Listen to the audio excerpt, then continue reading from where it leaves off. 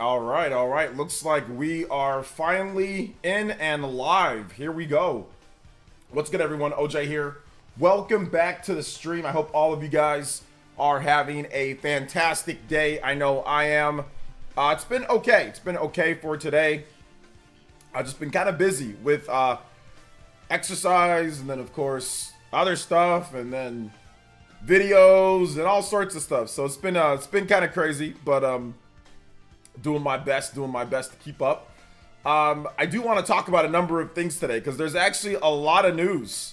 There's a lot of good gaming news today. A lot of stuff to go over. A lot of things to talk about today. Even a little bit more than yesterday, per se. Like, depending on, like, what games you like, right? So there's a lot to talk about. So we're going to get into all that and more. So seriously, shout outs, guys. Thank you so much for being here. Thank you guys for the support and love, like always. But we have business to get down to. So, you know, when we have business to get down to, we will get down to that, you know. So yeah. All right, so let's go ahead and get into let me get out the what's it called, the chat. The hat's returning today, but only because I have product in my hair and it's all wet and I just didn't feel like having that show. So I got like this special Shea Moisture castor oil product that helps, like, you know, without, like, you know, so it doesn't like break and all that. So I got that in. So better to wear a hat with it than not. All right, let's go. Let's pin this message and let's go. All right, let's get into the shout outs. Let's do it. My man, who is this? Party Man is here. Dior. No, Dior's here first. Dior's here first. What's up, Dior? Welcome. Party Man is here. Brand Smith is here. Noir is here. Anthony Smith. What is good? Movie Theater King Box Studio. All right. That's a fantastic name. Noir is here as well. Welcome. Welcome. Let's see here. David V is here. Hey, what's up, David? Welcome to the stream, brother. The Great Wasp, Skylar G. Welcome. Anthony Smith. What's good? Welcome to the stream. Birdstorm 8000. All right, just Birdstorm. We'll just call you Birdstorm. Let's see here. Epic Globster, Daven Games, 1000 Year J2, Blue EX. Shout outs to the homies that are always here. Appreciate that. Another Crab Treasure just came out. People are saying it's great. It still reminds many people of Dark Souls. Will you cover it? I mean, probably not. I mean, I heard about it, but probably not. I probably won't be covering it. No. But I am covering Xenoblade Chronicles 3 Future Redeemed. I just had a new video up on the channel. So if you guys have not seen that video yet, make sure you guys check it out. It's actually, well, actually, I just uploaded it. So, I mean, I just uploaded it like 10-15 minutes ago. So, actually, no, 30 minutes ago plus. But yeah, if you haven't seen it, check it out. It's a good video. People are enjoying it so far. So yeah, if you haven't seen it yet, check it out. I'll put a link to it right here. Put it in your watch later list. You know, it's fun. Let's see here. Epic. Shout outs, Epic. Welcome. What's up, Triple OG? 777. What up? What's up, Kem? Adroxis. Wow, I'm actually on time today. I mean, I was barely on time to my own stream just because something kind of popped up from a technical perspective, like last second. So I was like, oh, okay. And I was already running kind of late because I was trying to get my my video done. So yeah, but no, we out here. 7 minutes late, not too bad. But let's get into more of the shout outs. So if you're here and if you want me to shout you out, make sure you say what up. But even if you don't talk much in the chat, you just watch. I love to say hi to everybody here that watches and supports the stream. So it'd be awesome if you just say what up, you know, real quick. Let's hear. Hey, what's up, Jay Loomis? I just posted my new to me GBSB on Discord. Looking. Okay, yeah, sounds good. Crispy. All right, I gotta check that out for sure. Thank you for chatting on the Discord and all that. Appreciate it, Jay Loomis. I'm gonna take a look at it. I'm gonna open up my Discord right now. Let's see here. B Queen. What's good, young lady? How you doing today? Shout outs. Magically. Mega Lee. Hey, what's up, Mega Lee? The big man. What's up, Mega Lee? Welcome. Anthony Cooper. What's up, Anthony? Welcome. Ava Cook. Shout outs to Ava Cook. Let's go. Ghost Fixer. Oh yeah, I've seen you in the chat. What's up, Ghost Fixer? Welcome to the stream, brother. How you doing today?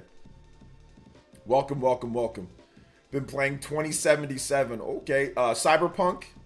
Yeah, good stuff. Everybody, I know we've talked about recently what you guys are playing, but any updates to any new games people are playing, or games, not necessarily that the games have to be new, but new games that they're playing. Yo, Justin with the Lucky 7. Let's go. Hey, what's up, Xenoblade Chronicles Future Redeemed? Xenoblade Chronicles Future Redeemed, the best DLC ever in the history of DLC, in my opinion. Just my own personal opinion, not saying that it's a factual statement, obviously. But yes, Justin, Xenoblade Chronicles Future Redeemed. It is the 1-year anniversary of Future Redeemed, and I thought about making it a main topic today, but there's still people that are still kind of going through and haven't got to it yet, but will be getting to it, so I didn't want to spoil things.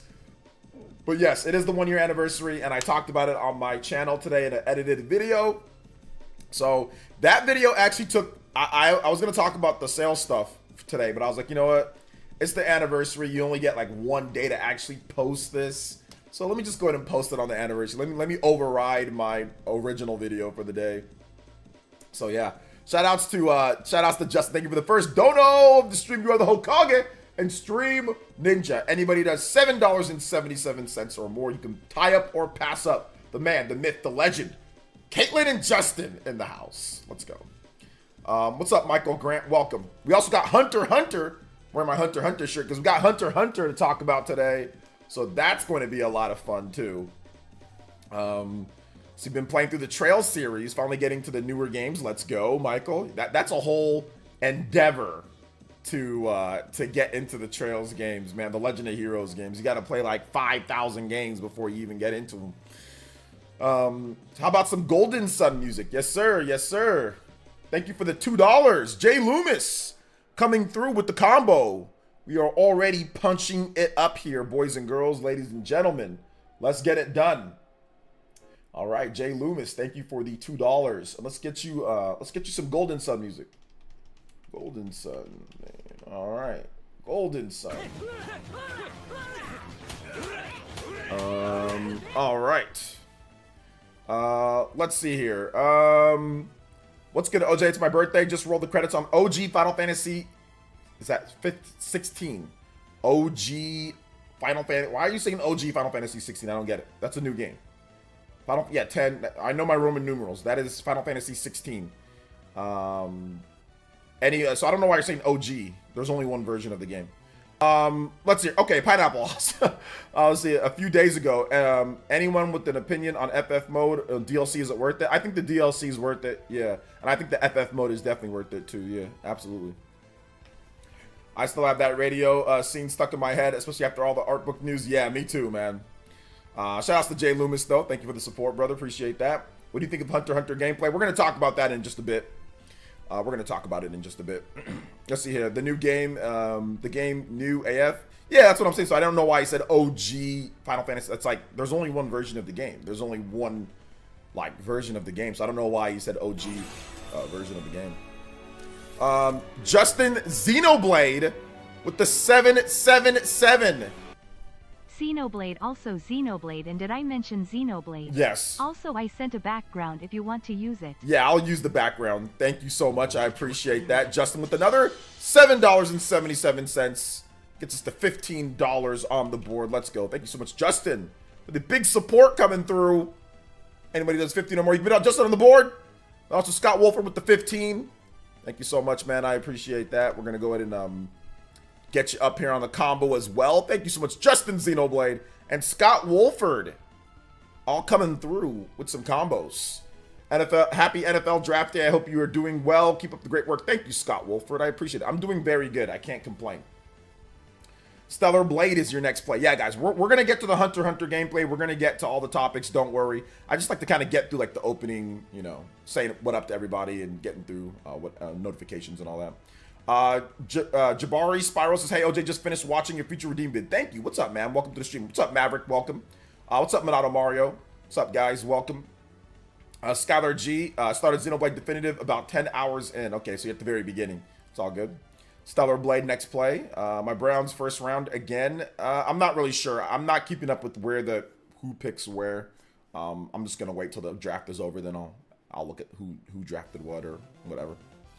This is wild. It's been a year since Future Redeemed was released. Felt like it was yesterday. It didn't feel like it was yesterday for me, but I see what you mean for sure. Jay Loomis with the 3 months of membership. Thank you so much, Jay Loomis. Appreciate that. Thank you for the 3 months of Elite Ninja membership. We are 5 on the combo board. Let's go. Shout out to Scott Wolford, Justin, Jay Loomis. Double donos in, or double notifications in for Jay Loomis and Justin. Let's go. Times 2. Yo, what's up, World Renown? Welcome to the stream. What's up, Luano Z? Welcome. What's up, CBH for God? Welcome. Let's see here. It says, hey, what's up? Surprised you're going. Mention Gen Z. I want to let you know I'm a millennial. I was born in 91. Yeah, you got. I mean, that's cool. Shout out, Sean. But it's an article that we're gonna go over. J2 says, starting back up Trials of Mana. Trials of Mana. Yeah, you have to kind of get back into it because Visions of Mana is coming out. This summer. We finally have some sauce. We finally have some sauce coming this year. So yeah, I'm very excited about that when it comes to when it comes down to it. Haven't beaten Xenoblade 2 yet. Please, no spoilers. We won't spoil it, but I mean, you're taking your time. All right, you're taking a long time now here, Roll Brand. You're taking a while. No, I'm joking. Everybody gets into the game at different points, right? So I mean, it's always going to be people play it at different points. So yeah, no, it's all good. No spoilers. We're not going to spoil anything here. So I have to Google the age of Gen Z. You have to Google it. What did it say when you Googled it? What was the Gen Z age range? I would love to know. I would love to know. I did play Xenoblade Chronicles Future Redeemed. Did you beat Xenoblade Chronicles Future Redeemed? Playing Crisis Core and Nier Automata currently? Yes, those are both great. Those are both fantastic. Now, to get into some of the... Since it's going to be a while before I get into Hunter x Hunter, we got new Hunter x Hunter gameplay. For those who just want to know what I think, I'll have a video on it tomorrow. No, I'm joking. No, I think that it looks, obviously, it's early footage. It's not necessarily final or anything like that. It looks kind of, not finished yet. But the movement, the battle scenes, like the Marvel vs. Capcom, Flare, all that looks great.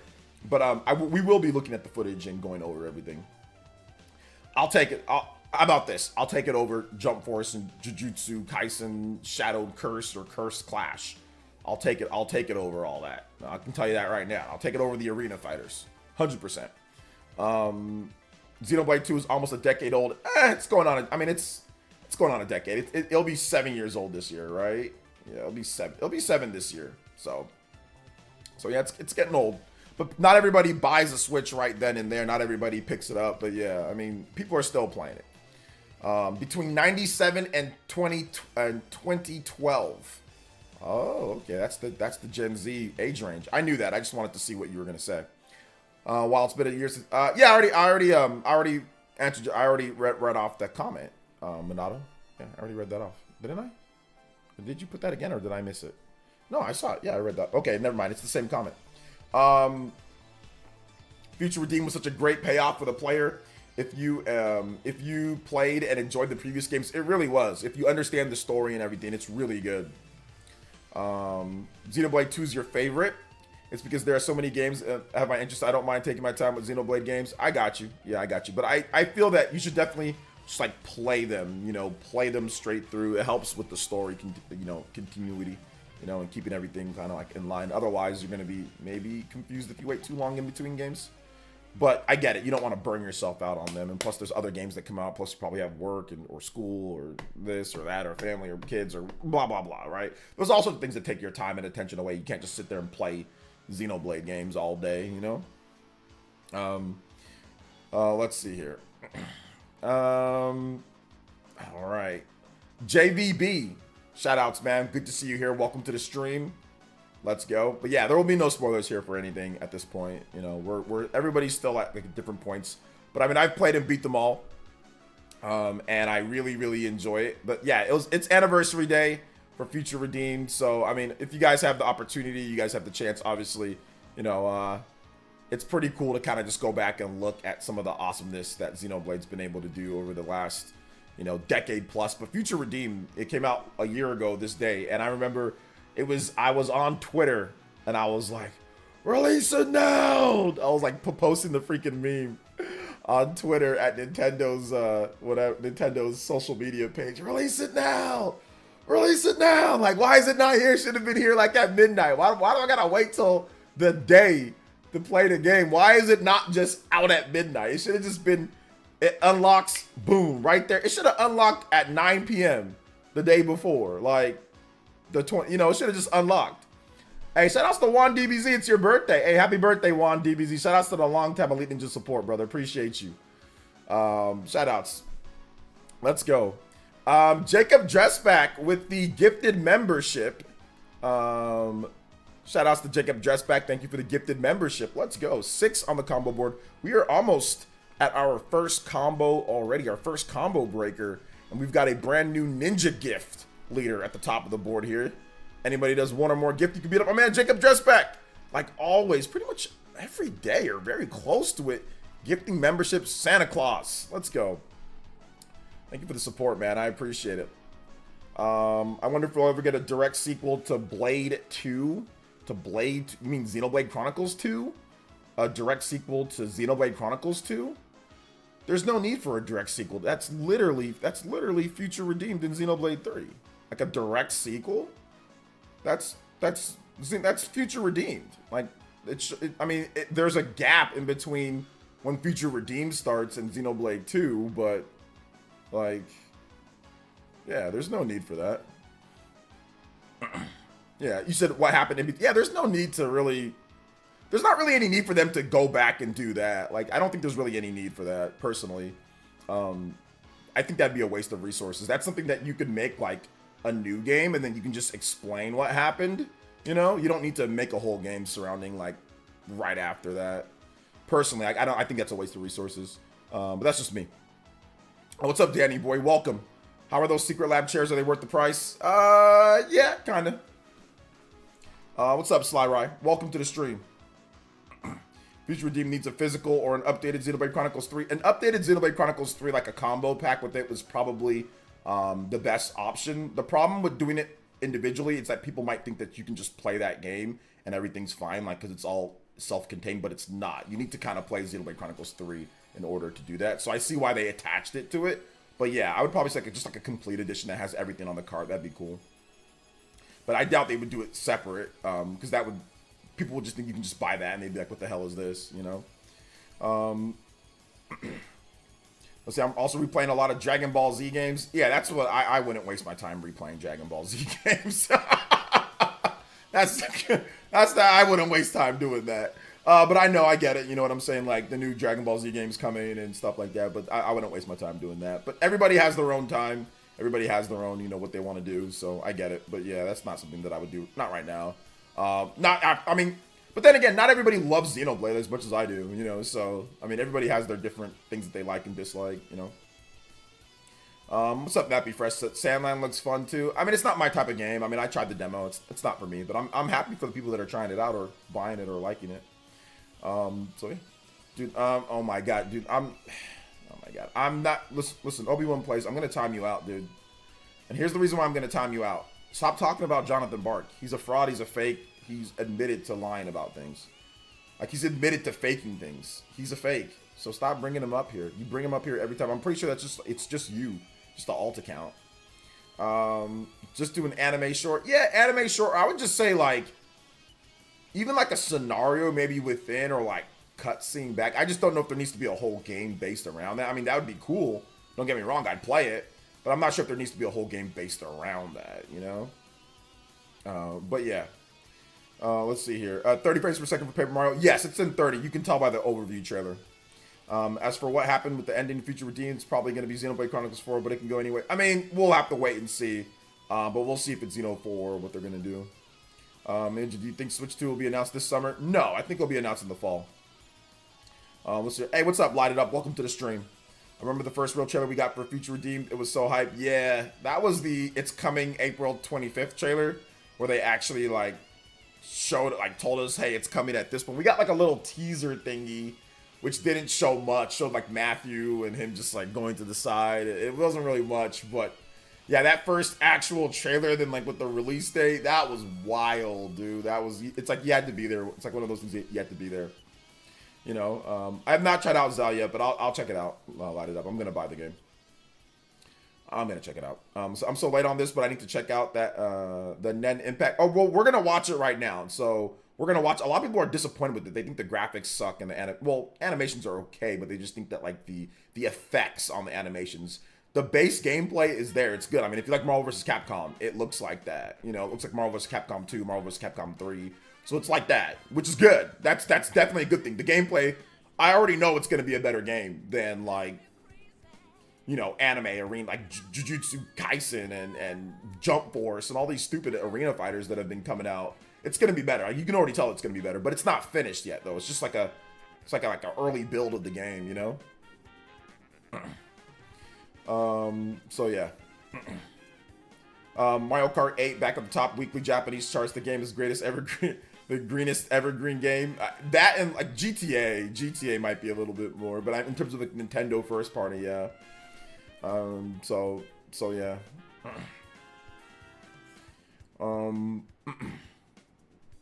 I have not tried the Fallout update yet, Fallout 4 update. But yeah, I don't know. I want to look at some gameplay, but I haven't tried it out. Hopefully it's good. I mean, I saw there was people playing like Fallout 4, getting ready for it. For people who don't know much about games, family members who buy others, those who are not, for instance, I think it would be good to have Xeno 3 DLC as a separate game. I don't think it's a good idea personally, because you really need to play Xenoblade 3 before you do it. So I would say put it all on one cart, then separate it. Then I don't think it's a good idea to separate it personally, because you really need to know Xenoblade 3 before you play it. So I would say bundle it together. Or package it in one cart personally. But yeah. But yeah, exactly, Focus. You're saying the same thing there. You know, you're saying the same thing as well. Torna you can play by itself because it's like a prequel. I mean, it's better if you know Xenoblade 2. But Torna you can play by yourself. Like, you can just play. It's a prequel to the original, so it's like, okay. But the problem is like Xenoblade Chronicles 3 Future Redeemed. It's like using a bunch of characters that are like at certain points, there's certain dialogue, certain things that are happening. It'd just be awkward if you've never played it, you know, played Xeno 3 or Xeno 2. So yeah, Mario Kart 8 Deluxe. How can you ride upside down underwater but hit some grass patch? You're done for. Hit a grass patch and you're done for. I don't think you can. I don't think grass patches do anything to you. I think you slow down a little bit, yeah. But I don't think you're done for. Yeah, I think it's gonna be cross-gen, Joe T. Check out my vids on, like, if you want to know my opinions, like on Switch 2 and Metroid Prime 4 and things like that. I've done a lot of vids talking about that. So those are all things like that we've answered like so many times on the channel.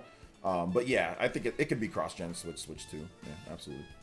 I ended up beating Pokemon Emerald again. So much nostalgia. It really is good. That's me. I just bought 3 and 2. Started with Xeno 3. That's a bad idea, Meow's Garage. That's just is it Garage?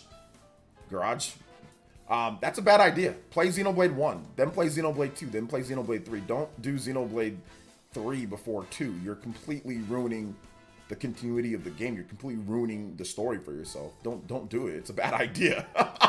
It's not a good idea. I know Nintendo says, oh yeah, you can start out with the first tier. Dude, no, you shouldn't. You should definitely play Xenoblade 1, then Xenoblade 2, then Xenoblade 3. Play it in the order, and then play Torna.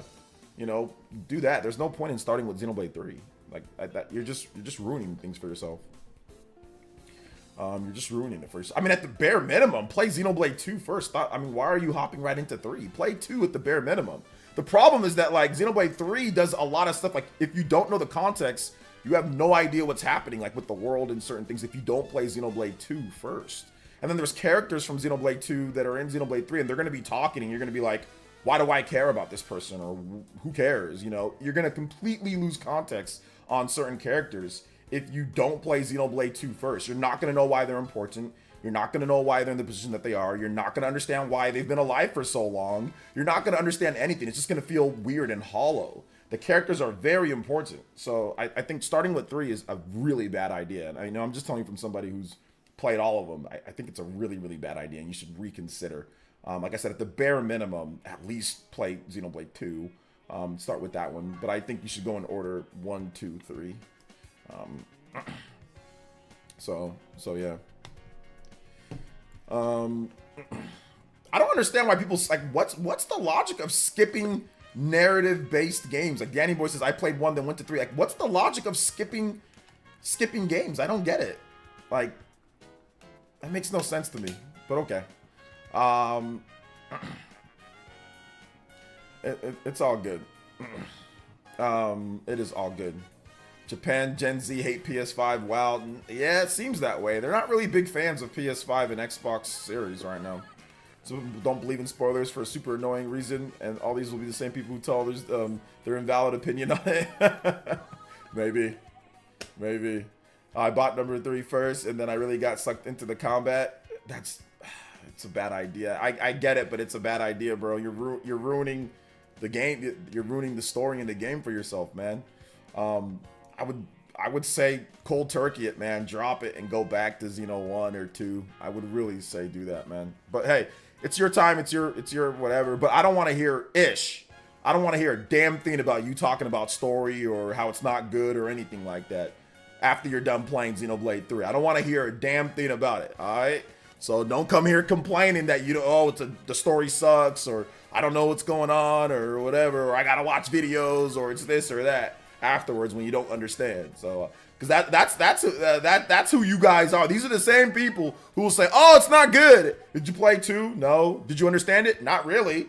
I'm like, bro, why are you talking? You know, like you didn't play the other games. You don't understand the story, but yet you're talking about Xenoblade. You know, you played 5 hours of the game, or you played 20 hours of the game, or you rushed through on the easy mode. You know, you beat the game in 40 hours and you rushed through on easy mode and said, oh, it's not that great with the story. You know, it's the same people, bro. Same people. Let's see here. Yeah, doesn't give all the context though when you watch just the story bits, man. I mean, Xeno 2 has so much little things hidden in between it that you wouldn't know unless you played. But like I said, it's all good. Y'all can do whatever you want. So let's see here. Would you be interested in Xenoblade that's based entirely on the previous cast for the entire game, or just continue with new characters? We don't need a Xenoblade game that's based on the previous cast. They're done, Michael. They're done. Yo, Justin with the big 20. Let's go. Xenoblade. Also Xenoblade. You know, and I wanted to tell you something, Justin. Xenoblade. I also wanted to tell you Xenoblade as well. You know, I also wanted to tell you that Xenoblade as well. You need the more Xenoblade, the better. Shout out to Justin Hokage and Stream Ninja. Let's go, Justin. One-man wrecking crew, like always. Let's go. Thank you for the big support. 3 points on the board. Thank you for the big support, Justin. Shout outs. Let me get. I didn't put up your background. My bad. Give me a second, Justin. Wait, hold up. This is not a background though. This is a. Okay, it's okay. Okay, you want? Okay, hold up. Sorry. Let me see. It's gonna have to be. This is a media file.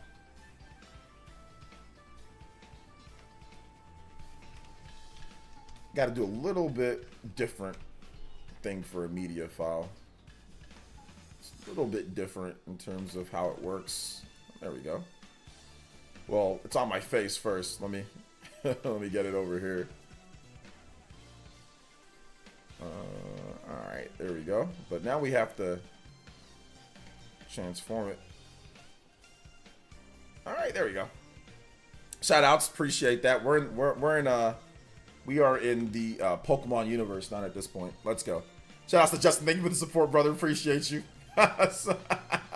Sorry, what the hell? Oh, I forgot to loop. My bad. I was like, what happened? All right, there we go. Let's loop it. Pokemon Ruby and Sapphire. Yes, sir. I have not talked about Gen Z yet. We're going to talk about it. Well, early part of Xenoblade 3, you don't really need to know about Xenoblade 2, but after Chapter 5 is where you really need to know about Xenoblade 1 and 2. What is it? But that's not the point. I wasn't talking about certain parts that you need to know. I was talking about the game itself. So, I mean, that's irrelevant to what I was saying, though. It's not about like, oh, well, I don't need to know now, so I guess I didn't need to play. Oh, well, now I need to know now. It's the game, the whole game itself, Monado. That's what I'm talking about. I didn't say specifically certain parts. I said the game overall. So, yeah, we both agree on that, right? What's your favorite starter Pokemon, OJ? Charizard or Charmander. You got some peeps popping up in the background there too, which is pretty cool. But no, I see what you're saying for sure. Tekken 8 getting review bombed on Steam, mostly negative reviews. Oh well, it happens. In the words of OJ, there is sauce to be had in Xenoblade 1. There is sauce. There is sauce. There's definitely some. The visions are the sauce. The visions break, topple, that type of stuff. It's fun. It's fun. It's good stuff. Crispy Tofu with the dollar hollers. And he says, hey OJ, I can't stay, but I had a question. Is Xenoblade Chronicles X a good jumping in point for Xenoblade franchise? I mean, you can, but not in the continuity of the trilogy, no. So if you want to get in like with the actual like the games and like the story that's currently happening, no.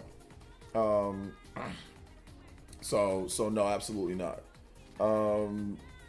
It is you gotta start with Xenoblade 1. Xenoblade X is like a side thing. You can play it whenever you want, but yeah, I mean, if like I said, when all else fails, play the games in order. Xenoblade 1, Xenoblade X, Xenoblade 2, Xenoblade 3. So when all else fails, play it in order, you know? Play it in the order that they came out in. But, I mean, no, I would say start with Xenoblade 1. So, hey, OJ, how's your day going? New Hunter x Hunter trailer looks good. Am I right? Some people think it looks not so good. I think the gameplay looks solid for, like, the first footage of the game. But we're going to talk about that in just a bit. So let's get into the actual topics so we can move along here. So let's start off with the Paper Mario 1,000 Year Door. We have a brand new trailer that has been revealed for the game, and we are going to check it out. It's the English overview trailer. Yesterday we watched the Japanese one, but today we're going to watch the English overview trailer for Paper Mario 1,000 Year Door. So yeah.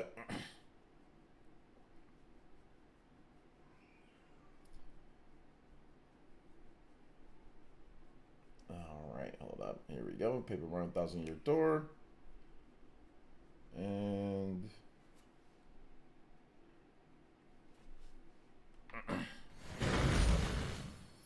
all right. Let's check it out. It's Mario, and he's paper. Our hero and his allies open the storybook on an epic paper adventure in Paper Mario, the 1,000-Year Door. One terrific day, Mario receives a letter from Princess Peach. And a treasure map? Mario immediately books it to find the legendary treasure and a now missing princess. Let the tale begin! Nice on that one, Justin. It's from your actual game. That's cool. Yeah, I feel you on that one, Monado Mario. A storybook unfolds. The towns. Adventure unfolds. The forests. The locals. Yup. Everything's made of paper.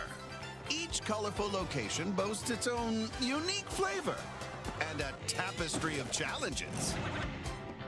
The versatile Mario can slip through tight gaps and turn into a paper plane to glide through the air. Looks like he's making that paper work.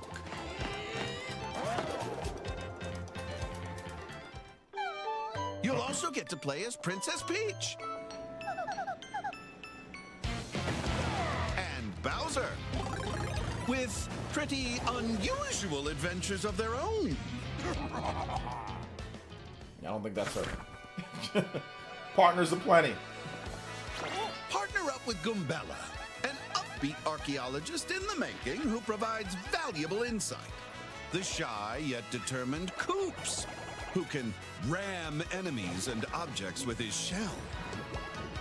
You mean the voiceover corny? And the rather dramatic It's the same trailer, just the Madame voiceover. Flurry, a retired actress who can conjure wind to send things flying. Other partners with vivacious personalities will also join the party. Swap partners when the situation calls for it, and use their abilities to progress on your journey.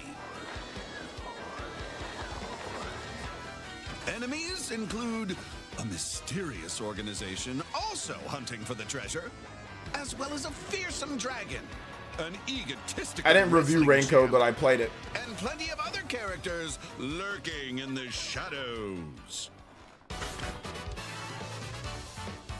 Bump into Well, an it's a enemy on remake, the so it's gonna field, look more and vibrant. a turn-based battle will begin in a theater?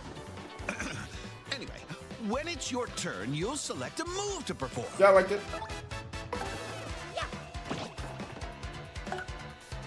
Most moves require doing an action command. You might press or mash the buttons shown on screen, among other actions.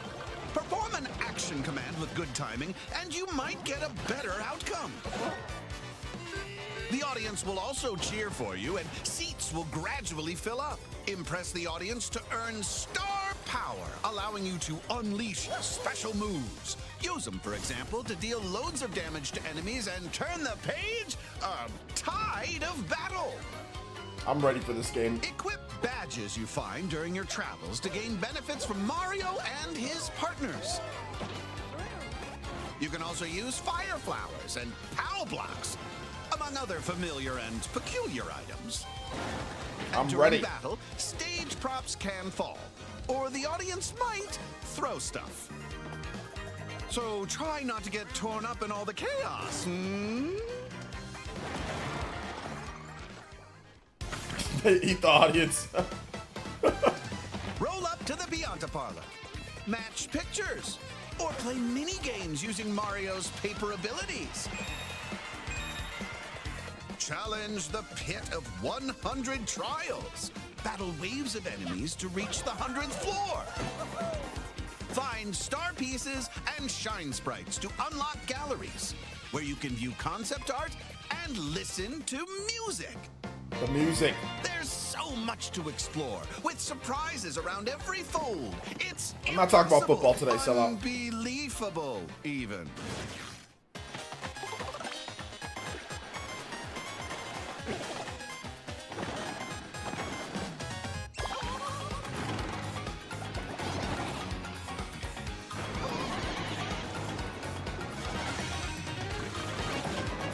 Well then, you'd best be prepared for one page-turning adventure. The Paper Mario, the 1,000-Year Door Game. Available May 23rd on the Yeah, Nintendo it's- Switch system. it's an instant- Pre-orders are available now. It's an on instant Nintendo cop. eShop. Instant day one cop. I mean, the best thing about the game is the fact that it's like, is the battle system. The battle system, I mean, it's cool to explore and get the little shine pieces and all that good stuff. But at the end of the day, like the battle system and like the writing are very, very well done in the game. So those are like my two highlights. Obviously, it looks beautiful and all that, which is cool. But yeah, the gameplay it's like the shining star in the game. It's like every battle feels fun to play because like with that action command system, you know, and it's even more in depth. So if you've played Super Mario RPG, like that one's good. Like that one feels great to play. But this one even feels better because that one is so basic in comparison. You just press the A button at the right time. This one you actually have different commands that you press, like in different ways that it's pressed and in the order that you press it in. So it's a little bit more dynamic, which is cool, which is super, super, super cool. And I'm looking forward to playing it a lot. But yeah, it's day one cop, 100%. Yeah, I talked about that, Frank. We've talked about that in my videos. You know, if the sales do good, then it's obviously probably going to go back to the traditional RPG formula, Frank.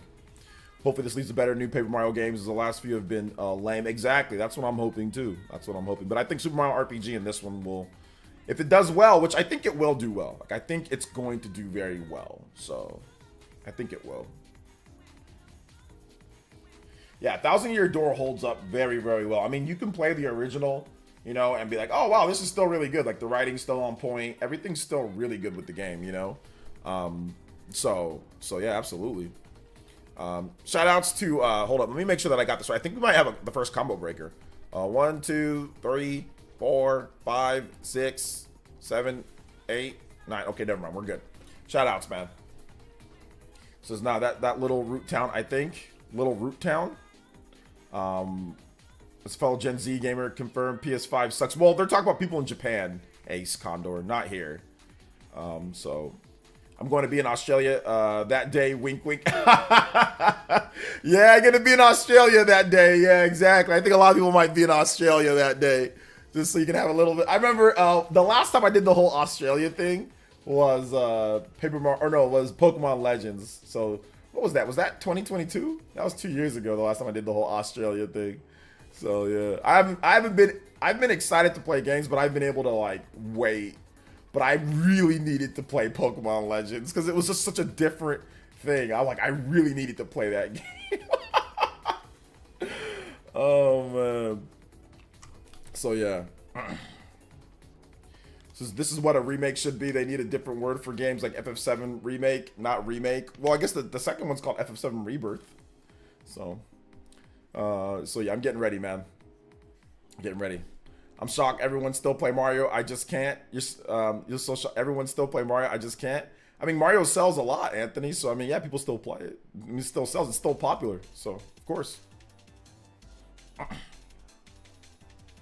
This game has some cool enemy designs, the Koopas and the Sunshades. The enemy designs are pretty cool. I think it actually it highlight like the updated graphics really highlight how good the original design of the game is, you know, overall. Let's see here. Nah, I didn't see the video of Joxus. Mario's amazing, so yeah, people still play. I mean, that's the thing. Like Mario, people think that people just play Mario because it's Mario. Not really, you know. Like it's not like the Mario sports games sell like as good as, you know, Super Mario 3D World or something like that, or as good as Super Mario Odyssey. People play Mario games based on the quality. People play it based on how good the game is. If the game is good, then people will play it. Like people will buy it and play it because the game is good. That's what it's about. It's not because it's Mario. It's because the game is good. You know, if the game is bad, then a lot of people aren't going to play it. They're not going to buy it at the same rate that they would buy other Mario games. And there are some people that will play Mario no matter what. But if you want to talk about like big success, like to what Mario's gotten to have big sales success because the gameplay, not because it's Mario, you know. Mario helps, the branding helps, but you got to have the gameplay to back it up. If Mario was never good, or if Mario is not good, it would have died out a long time ago, or it would be like what Tomb Raider is. Look at Tomb Raider. People say, oh, Tomb Raider was great. Tomb Raider was never that great. Tomb Raider was never that great. People just really like Tomb Raider because of her look. But the original games, the controls suck. Gameplay is trash. There's some good things about it. The game sucks. The game goes through different interventions. It goes through different remaking. They try to retool it. Tomb Raider had a lot of bad games in between like the good games. There was like the PS2 era, there was a lot of bad Tomb Raider games, you know, but then Square Enix got it and then they started making some pretty good Tomb Raider games, but then it went right back to being dead. So if Mario wasn't good, it would have been like Tomb Raider where it's just kind of going in and out. It's kind of shaky, you know, it would have been like that, you know, but Mario was always based on the game actually being good. Not, oh wow, look at this, look at her while I play the game. You know, that's why they had so much trouble adapting to other systems and keeping things going and keeping the interest there. Because what happens when you have a bunch of other female protagonists and a bunch of other competition now? All that don't matter no more. You know, what matters about your gameplay, and people aren't responding the same way that they used to respond.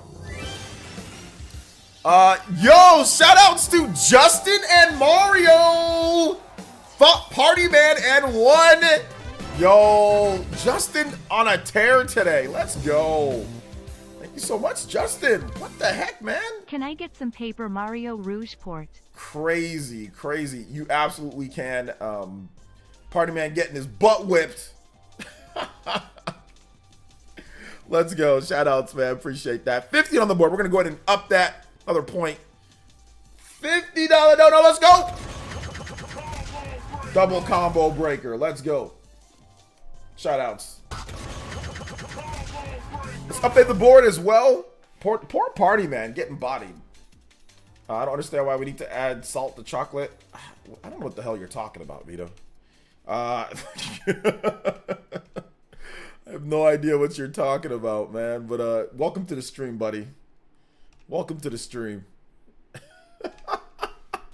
So that's the big Justin out here carrying the stream today. Let's go. Appreciate that. Mario sports games are probably the worst selling Mario games, I think. Yeah, Mario sports games. Yeah. Because Mario Party sells better. Mario Kart obviously sells better. Normal Mario sells better. So, yeah. That is true. Let me get the next track up. We've got Mario. We got Rogue Port theme. Shoutouts. Thank you for the support. Well, yeah, that's the problem. You haven't played the better Mario games. You got to play Galaxy. Mario Sunshine and Mario Galaxy are nothing alike.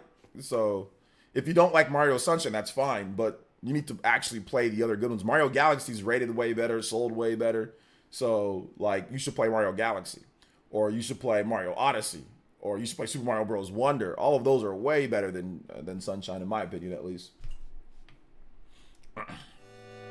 Oh, it's loud.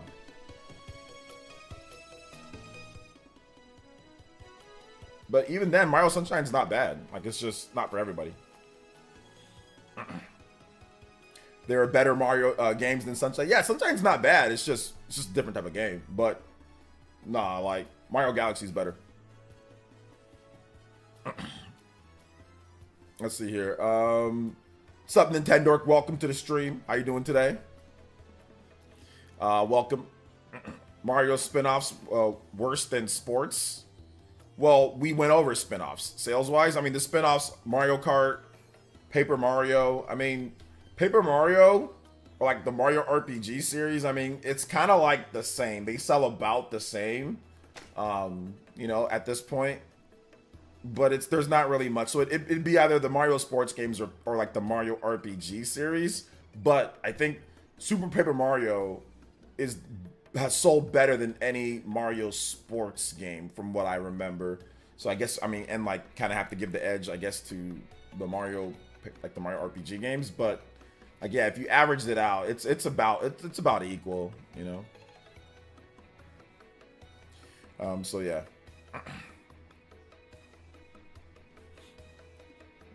Yeah. Sunshine, that one pinball level almost made me quit Mario too. Yeah. Sunshine has its own issues.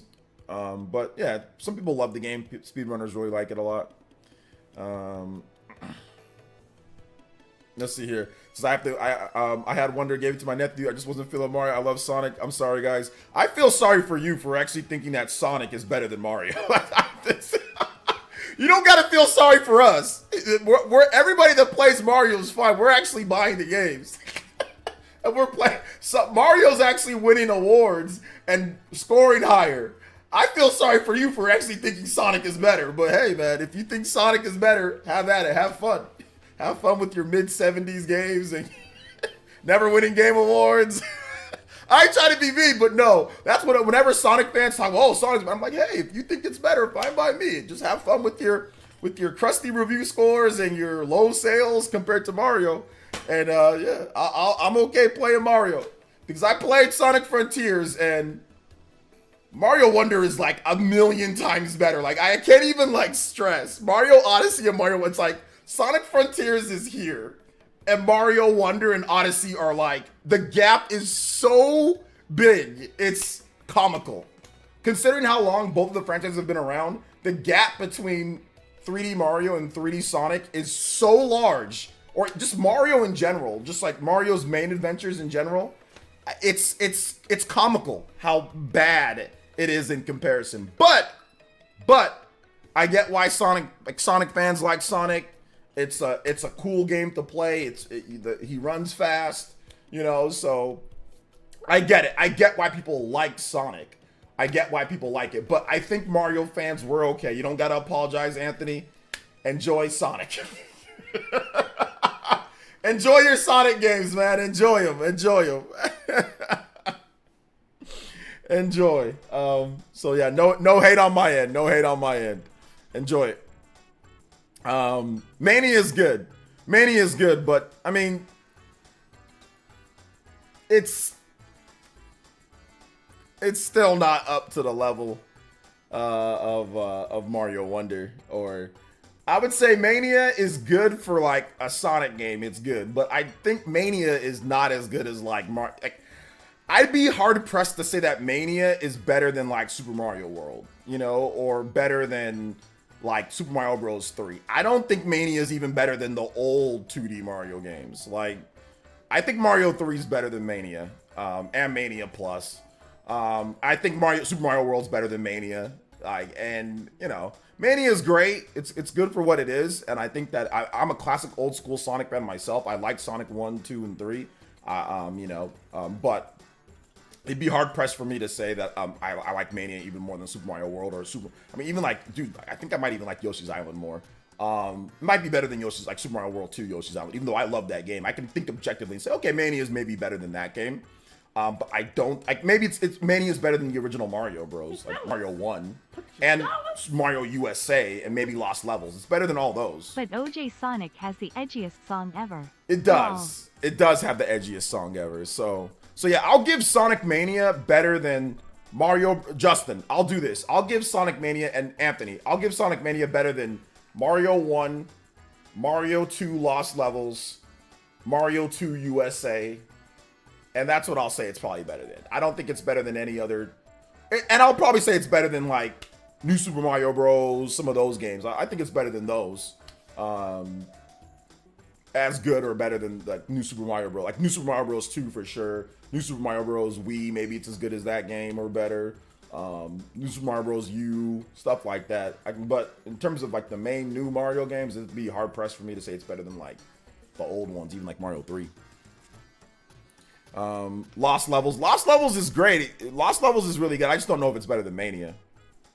I just don't know if it's better than Mania. Let's see here. Sonic Chronicles MGD. Is Sonic Chronicles? Sonic Chronicles is an interesting game. It's an interesting game for sure. Shout outs to my man Justin. Thank you for the big $3. My man's carrying the stream today. Thank you so much, Justin, with the big donos coming in. Let me update the board here as well. We got to get this up to 88 on there. Thank you to big Justin coming through, man. The new Zones of Mania are pretty good. They are.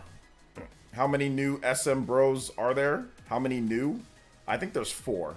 Wii, DS, Wii, 3DS, Wii U. Yeah, there's 4. Let's see here. Sonic gameplay, level design, and controls always just felt so all over the place because they were always trying to shift like what they wanted to do in the game, right? Like depending on what Sonic game you're playing. Yeah, I mean 2D Sonic is good. Like old school 2D Sonic is pretty good. So yeah. Damn, they ran that title. Yeah, New Super Mario Bros. Is interesting because, you know, Nintendo wanted to make New Super Mario Bros. Like a game that like old school fans can go back and pick up and play, right? Because that was in the middle of the 3D Mario era, when the first, well, not in the middle, but it was the DS, right? So they wanted to make a game that old school Mario game that you can pick up and play. We had already gotten Mario 64. We had already gotten Mario Sunshine. We had already gotten, I think Galaxy was just coming out. I think Galaxy, was the next year. I think New Super Mario Bros. Was 2006. So Galaxy was coming out. So they wanted to kind of go back to the old school Mario game for people to play. And yeah, we had Mario 64 DS. So they just made an old school Mario game. And it blew up. Like it blew up more than what Nintendo even thought. They didn't think it was going to sell like what it did. But it ended up selling like 30 million plus copies or something, right? So then they're like, oh, people really like this. Well, let's make another one. And then they made it on the Wii. And then that one blew up and sold like a ton of copies. And they're like, oh, well, people really like this. So we'll still make our 3D Mario games, but let's keep on making New Super Mario Bros. People just like this. This is what people want. So they just kept on making it because people kept on buying it. But then things slowed down with the Wii U and 3DS. Things slowed down a bit with the sales. They still sold good, but not as good as obviously the Wii and the DS. So yeah. So then they said, all right, so then we'll make a brand new 2D Mario game that's a completely different. And that's how we got Wonder. Super Mario 3D World. I really like Super Mario 3D World. Let's see. Sonic Rush was really good on the DS. I like that game. That was okay. Sonic Mania is better than New Super Mario Bros. Games. Those are mid. I mean, did you hear what I said? I said it's probably better than New Super Mario Bros. Games. To a degree, yes. Party Man with the $5. To not completely destroy Anthony, Sonic does have good qualities to them. Has solid music, not Yeah. Crush 40, and fun levels in 2D Sonic games. Yeah. But Mario always was more impactful and reminds me to always have fun. Sonic always feels off for 3D games. Yeah, I would say that, like, if you want to take the totality of Sonic, I would say that obviously Mario does better. Like, if you combine all their 2D and all their 3D efforts, I mean, Mario is definitely better average overall, you know? So yeah. Sonic series was the OG TikTok culture. OG TikTok culture. Yeah, seriously. Thank you, Party Man, with the $5. I appreciate that. You guys give some big love to Party Man. Thank you so much, dude. Appreciate it. Hey, what's up, Anthony? Hunter x Hunter game looks pretty clean. Yeah, we're going to watch it in just a bit. I'll give kudos to the Sonic franchise somehow surviving this whole time. I mean, it's based off the popularity of how Sonic was, like just like I was there in that era and how Sonic got popular. And it got popular based on the edginess. That was like literally, and I know it sounds weird, but yes, Sonic got popular on the edginess. Plus the game was fun. It was a good game. He was a cool mascot. Like, he was a lot cooler looking than Mario. And I'm telling you, this is what people were saying back then. So that instilled into, you know, kids and teens that Sonic is cool. And those kids and teens, as they grew up, they let their kids play. Then as their kids grew up, you know what I'm saying? Like, it was a passed down thing. Like, Mario's passed down as well, right? Like, obviously you have parents that grew up back in the day, played it, tell their kids, tell their cousins, blah, blah, blah, tell their nieces, nephews about it, you know? Most of us weren't in that first era when Mario first came up. I mean, I was, but I'm talking about, like, the people that like Mario now. Like, you heard it from somebody older than you, right? And that's what happened with Sonic. But to me, it was a little bit more. It was based off of Sonic's design. Because even in the bad era, when Sonic was having bad games, people were like, oh, well, Sonic's still cool. His games suck, but he's still cool, you know? So that's why I say it's kind of passed on that type of way, you know?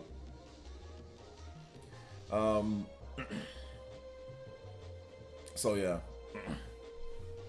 Sonic Racing and Sonic Riders, so changing the genre could freshen up the license.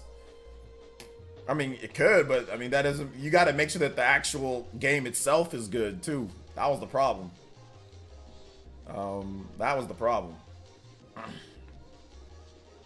Yeah, 3D Sonic. It's 3D Sonic is usually pretty bad. I mean, Sonic Frontiers is a good. It's an okay start for them to. It looks like Sonic Frontiers feels like somebody like made a bad mod of like Breath of the Wild's first build.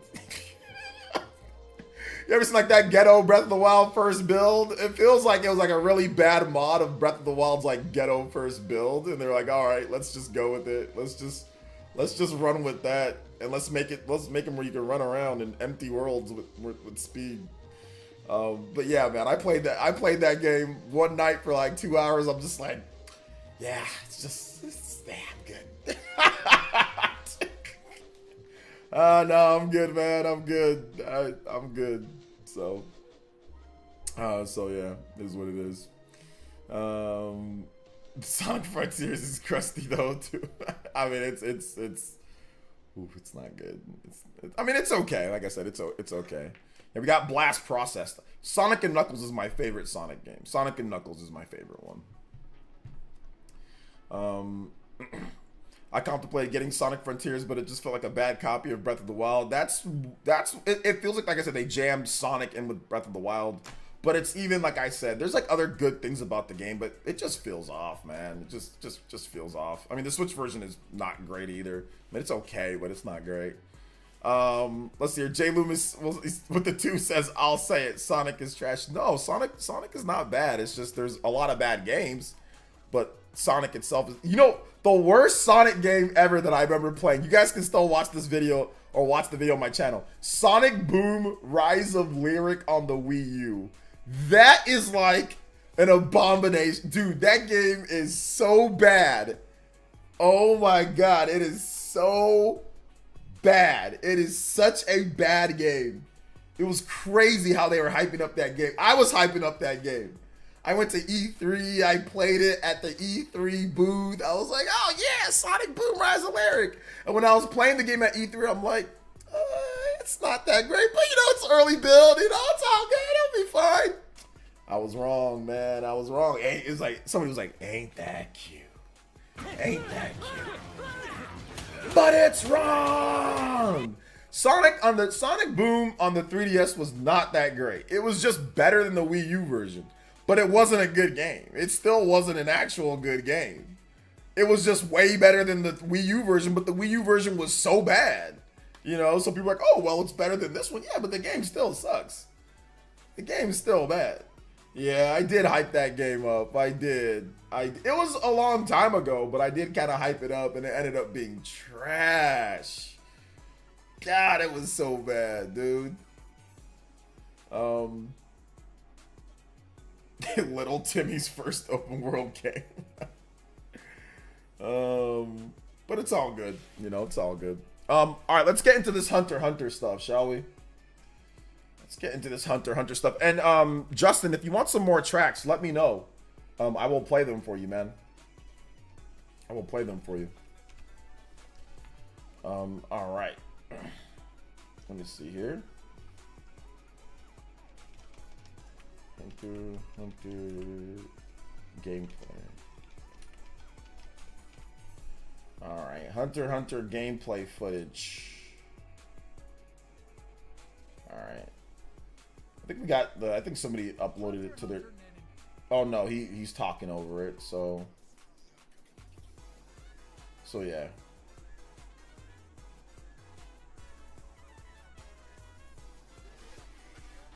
Okay, yeah, so people aren't really happy with the gameplay footage because the graphics don't look great and the animations don't look great. But what I'm focusing on is the actual, like, style of game, like the Marvel vs. Capcom 3 style. And also there's YouTube compression, so just keep that in mind as well because it looks even worse than what I saw on Twitter.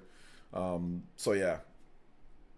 Guys, stop blaming me for you. Dude, I was hyping up Sonic Boom like in 2012, 2013. Y'all weren't subscribed to me back then. Stop the cap. I was hyping that up in like 12 years ago. Y'all weren't subscribed to me. What the hell? Stop acting like I was hyping you guys up. In 2012, y'all were watching me hype up Sonic Boom Rise of Lyric. Y'all weren't subscribed 12 years ago. What you mean? All right, let's check this footage out.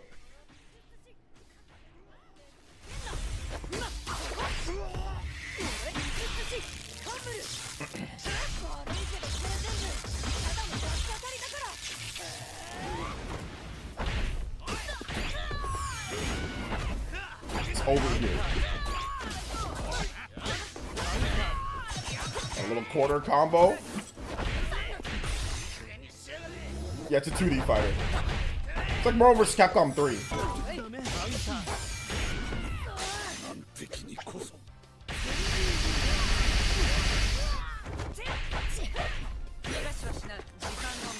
Kurapika!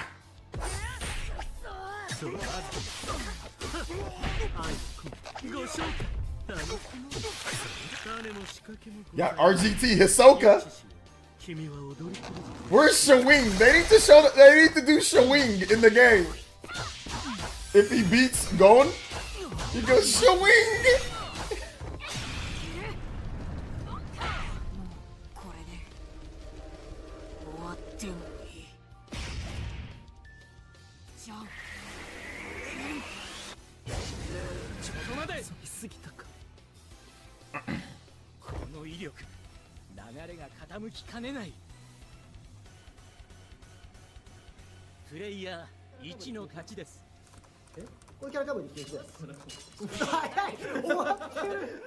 Oh yeah, I'm gonna play the hell out of this game. I'm gonna play the heck out of this game. I know it's gonna be good mechanics wise. It's 80. I'm gonna play the heck out of it. I think it's gonna be good. さあこれ 3on3 です。今のところ6キャラだけ解放されてます、我々のために。はい。あ、待って、敵に決めちゃった。 Yeah, graphically it's not good right now. The game's not done yet though. This is just the first look. And we don't have a release date. There's no release date for the game. So we have no release date. We just have they just want to show the game off like the first build, like what they're building for the game, but it's not done yet. They're gonna polish up the graphics more. わかりました。一作ですね。お、すごい。悪いが手は抜けないぞレオリオ。いいね。いいですね。アニメの両者構えてる。おお、なるほど。おお、何これ。何これ、なんか全力 Checking him a little bit. 軽いな。そういうもん、そういうもん。逃がしはしない。こっちだ。何これ。 I just like to see actual competitive play. Like actual real fighting game mechanics, not arena fighter BS. Actual depth, spacing, footsies, you know, assists, tagging in and out, like actual real gameplay mechanics. Not this arena fighter garbage that we've been getting. The problem though is that we got Dragon Ball Fighters, and Dragon Ball Fighters looks significantly better than this game, graphically.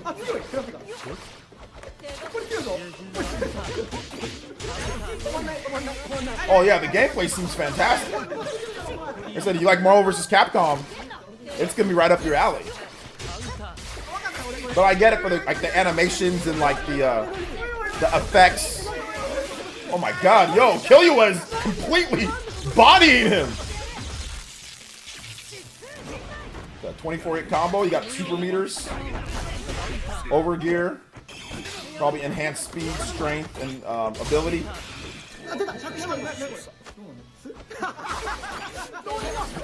They're having fun playing the game, so I know it's fun.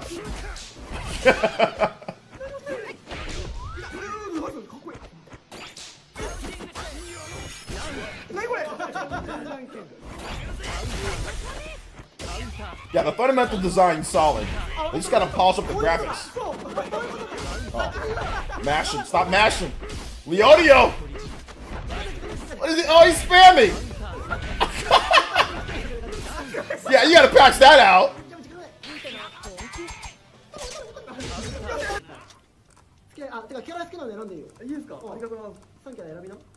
You can customize your button layout? Yeah. We got 6 characters so far that they're showing off. It's 3-on-3, so you pick one and then you can tag in and out, plus there's assists. You got different outfits. Just looks like skin swaps though. Nothing too crazy. Yeah, it's 8ing, so I'm pretty sure the netcode will be fine. They'll make a good netcode. I mean, Marvel vs. Capcom 3 back in the day wasn't too bad. Online play wise. That was on PS3. I'm pretty sure there'll be DLC though. I think there's gonna be DLC for the game. So right now, yeah, we got maybe the base 16 characters, and then there'll probably be like a season pass or something like that. Hopefully it won't be as busted as MVC3. MVC3's, I mean, if you play it now, like, I think there's been a lot of adjustments, like, to the PC version where it's more balanced. But yeah, the launch was definitely kind of busted. But MVC3 wasn't as bad as MVC2.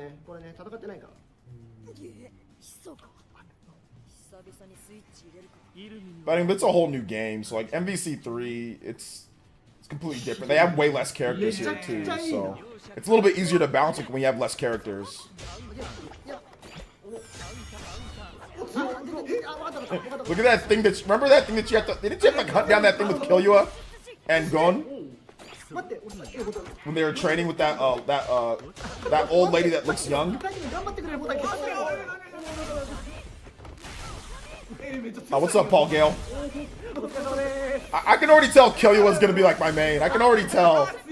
I already know he's gonna be my main already.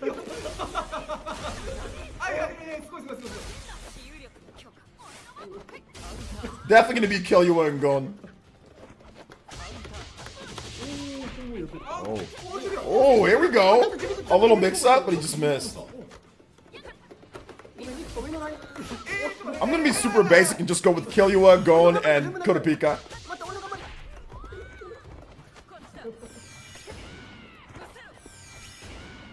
Yeah, Chupa's definitely gonna also play Killua.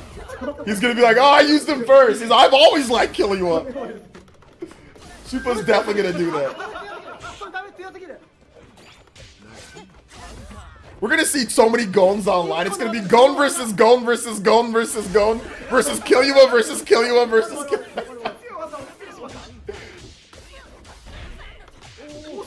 No, I think this looks great. Like I said, I'll take this. I already know it's gonna be better than the recent anime fighters, arena fighters. Leodio looks like he's gonna be incredibly annoying to fight against. He looks like he's gonna be super annoying, like ridiculously annoying to fight against. Oh, he's getting corner comboed right now though. 何でもできる He's getting the assist out, man. He's getting absolutely お前らそれやってんだろ violated in the corner. レンタコンじゃないねんけど All right, here we go.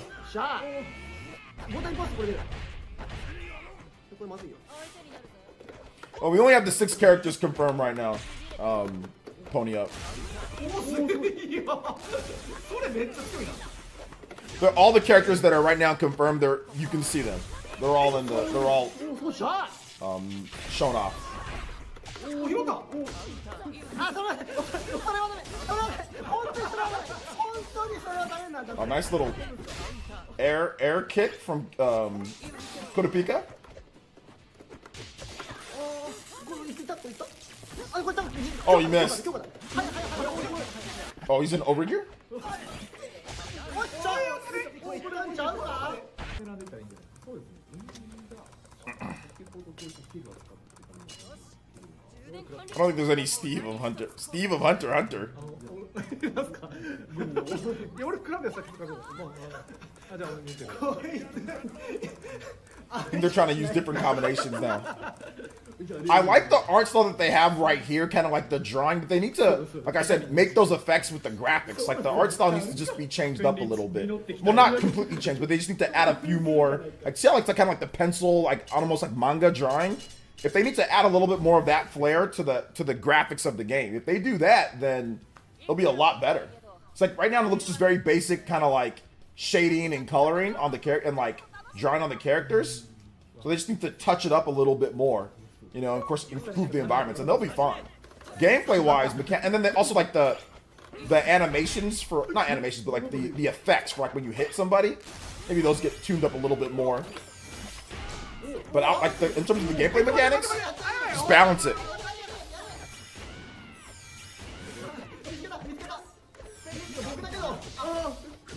Comes Hisoka. Oh, nice little like get over here, like Mortal Kombat, like Scorpion. Looks like you can plant like the Hisoka. You know, yeah, once you can tag them with it, and then once you tag them, you can pull them with you, like do a combo. Chris with the $1 donation. Thank you so much, Chris. Appreciate that.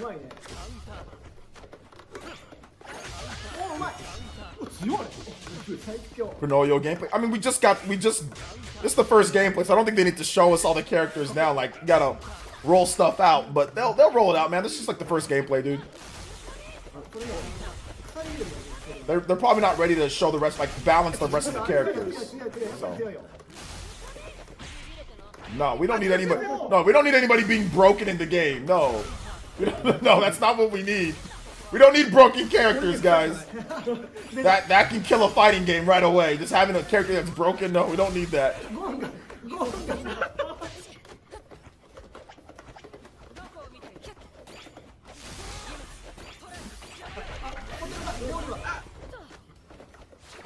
Aiding's good. I mean, the thing that Aiding's good with is that they're good at mechanics and battle systems. Not great at graphics, but good at mechanics and battle systems. So now this is their first game in the modern era. Their first actual fighting game that they are developing themselves with them in control fully. So let's see what they do, because they haven't been able to make, like, they've always been support. Like on the newer games, like they've just done support for fighting games. But they've never been the main lead for fighting games. Or for like a new age fighting game, like in the modern era, like past PS3. So this is their first one. So I want to see what they do. Obviously, like netcode. I want to see what they do with the like with the balance, things like that they have more control over. You know. これ現実がないので倒しきれません。残り40秒で攻めないと。 No, they did more than Bloody Roar. They did Clash of Ninja. はい投げて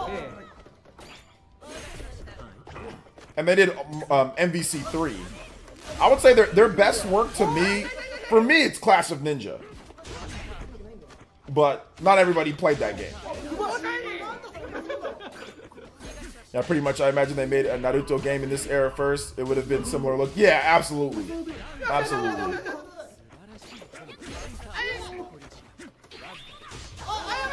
Let's see here. Chronoyo's copy ability could be broken in game. Yeah, they're making a fighting game though, Pony Up. So you got to make sure that it's not broken. You got to balance it to where it's not broken. You know. So I get what you're saying, but it's the same. It's the same argument that people make with Smash Brothers. Oh, if this character's in the game, they're broken in their universe, so they're gonna be broken here. And it's like, well, no, not necessarily, because like Kirby's broken in his universe, but he's not broken in Smash Brothers, right? And Villager is a chump. It's a little chump in their universe, but Villager can fight in Smash. So just because something's really good in their universe doesn't mean it's going to be broken in a fighting game, because it's two different things. The manga and the anime isn't the same as a video game that you have to balance for competitive play. So yes, don't get me wrong, good stuff can be broken, but that doesn't mean it's going to translate over to a video game that has not that's not the same thing as when you watch a manga on or when you read a manga, you know, or when you watch an anime. So yeah, you have to keep that in mind, guys, because once again, then Smash Brothers wouldn't work at all, because once again, villagers shouldn't be able to fight. If that's the case, Ridley's tiny. Ridley should be way bigger, but for some reason Ridley's small in Super Smash Bros. Ultimate. You know, Ridley's really small in Super Smash Bros. Ultimate. Like, there's a lot of things that they change, you know. Olimar is the size of a speck in his universe, but for some reason Olimar is actually way bigger. But Olimar's no bigger than Olimar's like smaller than like an apple. Like, there's an apple, like Olimar's literally like this tiny little speck in his universe, but somehow he's big, and the Pikmin are huge or massive. What happened? You know, what happened? Why is Olimar so big now? You know, so these are the things that they do to adapt or to balance a fighting game. You know, so yeah, I expect that there'd be that as well. With this one, thank you guys so much for watching. I appreciate that. I think it's pretty cool. But yeah, it looks good. I think the game is going to be solid. Just graphically, obviously not the best, but still got time. Still got time to change to improve that. So we are going to add in some more of the combo count here. I think we broke past 20, 21. Thank you so much, Pony Up, for the dono. I appreciate it. Thank you for the $2. 21 on the combo count. That gives us an official combo breaker. Let's go. All right. Definitely better than literally any anime fighter save for DB fighters. It's definitely better than pretty much any of the arena fighters or anime fighters that have came out in the past decade. Yeah, outside of Dragon Ball FighterZ, it looks better. Gameplay wise, it's already better. I can just tell. You can tell by them actually having fun while playing it. Like, nobody that actually plays the Naruto, that develops those games are like, oh wow, we're having fun with the competitive game. It's just them mashing buttons and then trying to do different substitution jutsus over and over. There's no real mechanics to those games. It's just, oh, I'm going to save up my substitution jutsu. I'm going to throw items at you. I'm going to, you know, try to annoy you with my assists. There's no real strategic gameplay. It's terrible. And it's based off of, you know, the single player. People like to play the single players in those games. It's not really competitive gameplay for fun. Or it's not really competitive gameplay. This is an actual competitive fighting game. Like, this is an actual, you know, where there's going to be balance and real fighting game mechanics, not arena fighter, you know, casual fest. So yeah, that's the thing with this game, you know. Let's see here. Grand Blue and DNF Duel are tad brain dead. Hunter x Hunter looks like a competent and fair. I would say Grand Blue, the new one, that one's much better, Gene Chat. So, from what I've seen, I saw Maximilian playing that game, and I've heard that it's pretty freaking good. Like, the update, I heard that it's really good. But you guys say it's a bit mashy. I'll still take Grand Blue over Jujutsu Kaisen or any of the other arena fighters. I will still I'd rather play that. Give me that over those games. Looking forward to tournaments for this game. Yeah, we're gonna definitely check it out. I mean, hopefully, listen, hopefully the game is good. I think the game is gonna be good, but hopefully the game is really good to where it actually holds our interest, you know? Because the last thing that I want to do is like, listen, I'm hyped for the game, but the last thing that I want to do is Mario Strikers it, right? That we're out here, we're thinking that we're gonna, or like John He made uniforms and jerseys. The last thing that I want to do is Mario Battle League it, or Mario Battle League it, where we're out here acting like it's gonna be the GOAT of competitive or the GOAT of us playing, and then it ends up not being that, So let's hope, let's hope it holds up. So yeah. I mean, it's currently a game with specific budget, and it looks solid and fun for what it is. Yeah, I mean, obviously they don't have the biggest budget. They don't have a big publisher behind it. I think the publisher, I've never heard of them. They're called Bushiroad. I'm not sure. Bushiroad. Bushiroad. It's Bushiroad Inc. is a Japanese entertainment company, producer of collectible card games and trading cards. Publisher of mobile apps and games, promotional items, and many other venues. Was founded in 2007 by Takaaki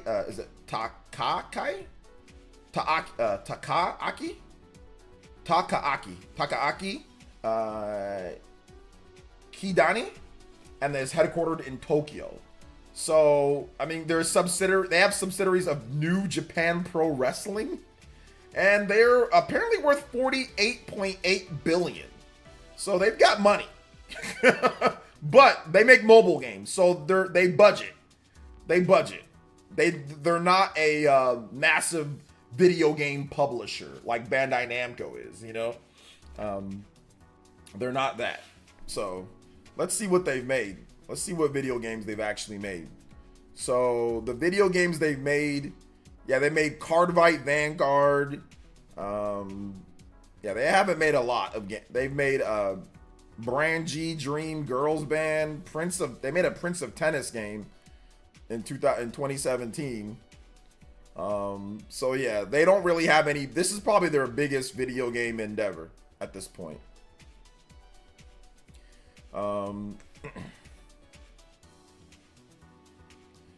Let's see here. I used to play the frick out of Bloody Roar games. I remember renting one, but it wasn't that great. Or at least I didn't like it no, it was good. I just didn't like it. Mario Strikers Battle League screwed itself, man. Ain't our fault. They threw. They did kind of throw. John set himself up for that. I mean, to be honest, at that point, I think everyone would have probably just been more like happier with just like Mario Strikers from the GameCube, just like a remake of Mario Striker. They should have just remade Mario Strikers and called it a day, right? I think that's the time when you're just like, yeah, maybe should have just remade Mario Strikers, call it a day, and just make it 4 players online. So just make it a enhanced, like a nice HD, like a remaster of the game, and then probably, obviously graphics aren't as good, whatever, but then you could probably have a little bit more overhead for 4 players to be on a team, so 8 players, right? So yeah. What 2D fighting games have you taken seriously, OJ? What 2D fighting games have I taken seriously? Like in the modern era? Not really any in the modern era. Me personally, no. I've taken hybrid fighters seriously, like Clash of Ninja. That's like a hybrid. It's a 3D fighter, but it's stuck on a 2D plane. And I've taken Pokken Tournament, which it's a hybrid. It moves from 3D to 2D based on what phase you're in. So I've taken those two seriously. Pokken Tournament, to be exact, that's like the only game. And Smash Brothers. I've taken Smash Brothers seriously, but those are like the only ones. In terms of traditional 2D fighting games, I don't think I've really seriously tried to get good at any of them. I've played a lot. I've played, Dragon Ball Fighters. I've played other games, but I have not taken really any like of the traditional 2D fighting games seriously. But Smash Brothers, yes, I have. I've played like Smash competitively. Well, at least I used to play it like competitive and all that, you know. With Smash, I did that all the way back to Melee. I was playing like Melee somewhat competitive. But Smash Brawl, all that. Let's see here. What topic are we on? We're talking about Hunter x Hunter right now, Sharon. So yeah. Bandai Arena Fighter Kings. Yeah, Arena Fighter Kings. Yeah, when they buy up the like when nobody else can make the game. Absolutely. Justin with the $3. Can I get Little Root Town music? Yeah, absolutely.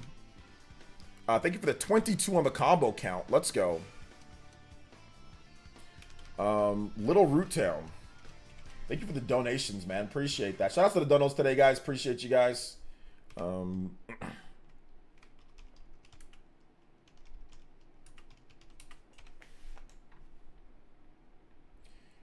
right, Little Root Town, ready to go.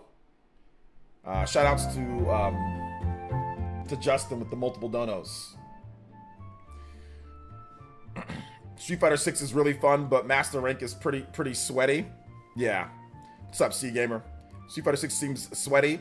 I mean, all competitive 2D fighting games are sweaty. Like, they're all kind of sweaty. Blows my mind how Nintendo fumbles easy touchdowns sometimes. Yeah, that would have been an easy one to do, but they decided to make a new game. But I mean, I don't know of a company that doesn't fumble. Every company fumbles with games because they think one thing and then they end up doing something else. People end up not liking it. So literally every company fumbles. I can't think of a company that hasn't fumbled easy stuff. Hey OJ and gang, hope you're doing well. I'm doing good. Is Little I think meant Root Town, not Rue. Little Root Town. Can't wait for Bloodlust Demon to be unleashed in Street Fighter 6. Be away. Okay, I don't play Street Fighter 6. I was born in 2008, 2010. I'm a Gen Alpha. Oh my goodness. Yeah, you're really young. You're really young. You're younger than Josie. You're a teenager. That's fine. How's the teenage life? Hey, what's up? Life will change. Looking at your tweet with Switch 2 could possibly make the PS5 a second. Make the PS5 a second Xbox in Japan. Well, we're gonna talk about that. I guess we should get into that article, right? So there was an article talking about Gen Zers and how it looks like PS5 and Xbox Series are not very popular with them, right? So not very popular with them. So and I was like, on Twitter I put up, I was like, yeah, like they're not, because you can tell by the Japanese Famitsu sales. You know, you can tell by the Japanese Famitsu sales that they're not popular with the new audience. The new gamers are not buying it. People are not buying it, you know? So that's the thing, you know? So in the article, I read the article, and the article headline was this: PS5 and Xbox largely unpopular with Gen Z in Japan, according to survey. In 2023, survey shows gamers aged 15 to 24 are more likely to own a DS. Like, that's just likely to own a DS. Gamers 15 to 24 are more likely to own a DS over I mean, which makes sense because the DS obviously has way more units in Japan. It's like, what, 30 million units in Japan? But that's definitely not a good thing. Like, you don't want DS being more popular than like your new system that's been out for like going on 4 years now. So, and notice how 3DS wasn't there. DS was there, but not 3DS. People are going back to old school type of games, man. Like, you're seeing a shift. And I think that the shift of what we're seeing here, I mean, you've been seeing a shift. But the thing about here is that the shift is a lot of new gamers are just, they like mobile. It's free, it's pick up and play. In today's social media age, you have way more things to do. Like, life is more dynamic for kids today than it was then. People aren't talking about this, but I want to talk about it. But life is way more dynamic. As a child or as a teenager, you have way more things for you. You have YouTube. You have documentaries at the fingertips. You can get information on any game whenever you want. You have free-to-play games. You have mobile games. You have everything that's just thrown in your face. Marketing is bigger, badder, and better than ever. You know, just in your face. How they get to kids. So there's more things distracting you. When I was younger, You did not have mobile phones. You did not have games like that. You have dedicated systems. So even with the Switch I think was in the article.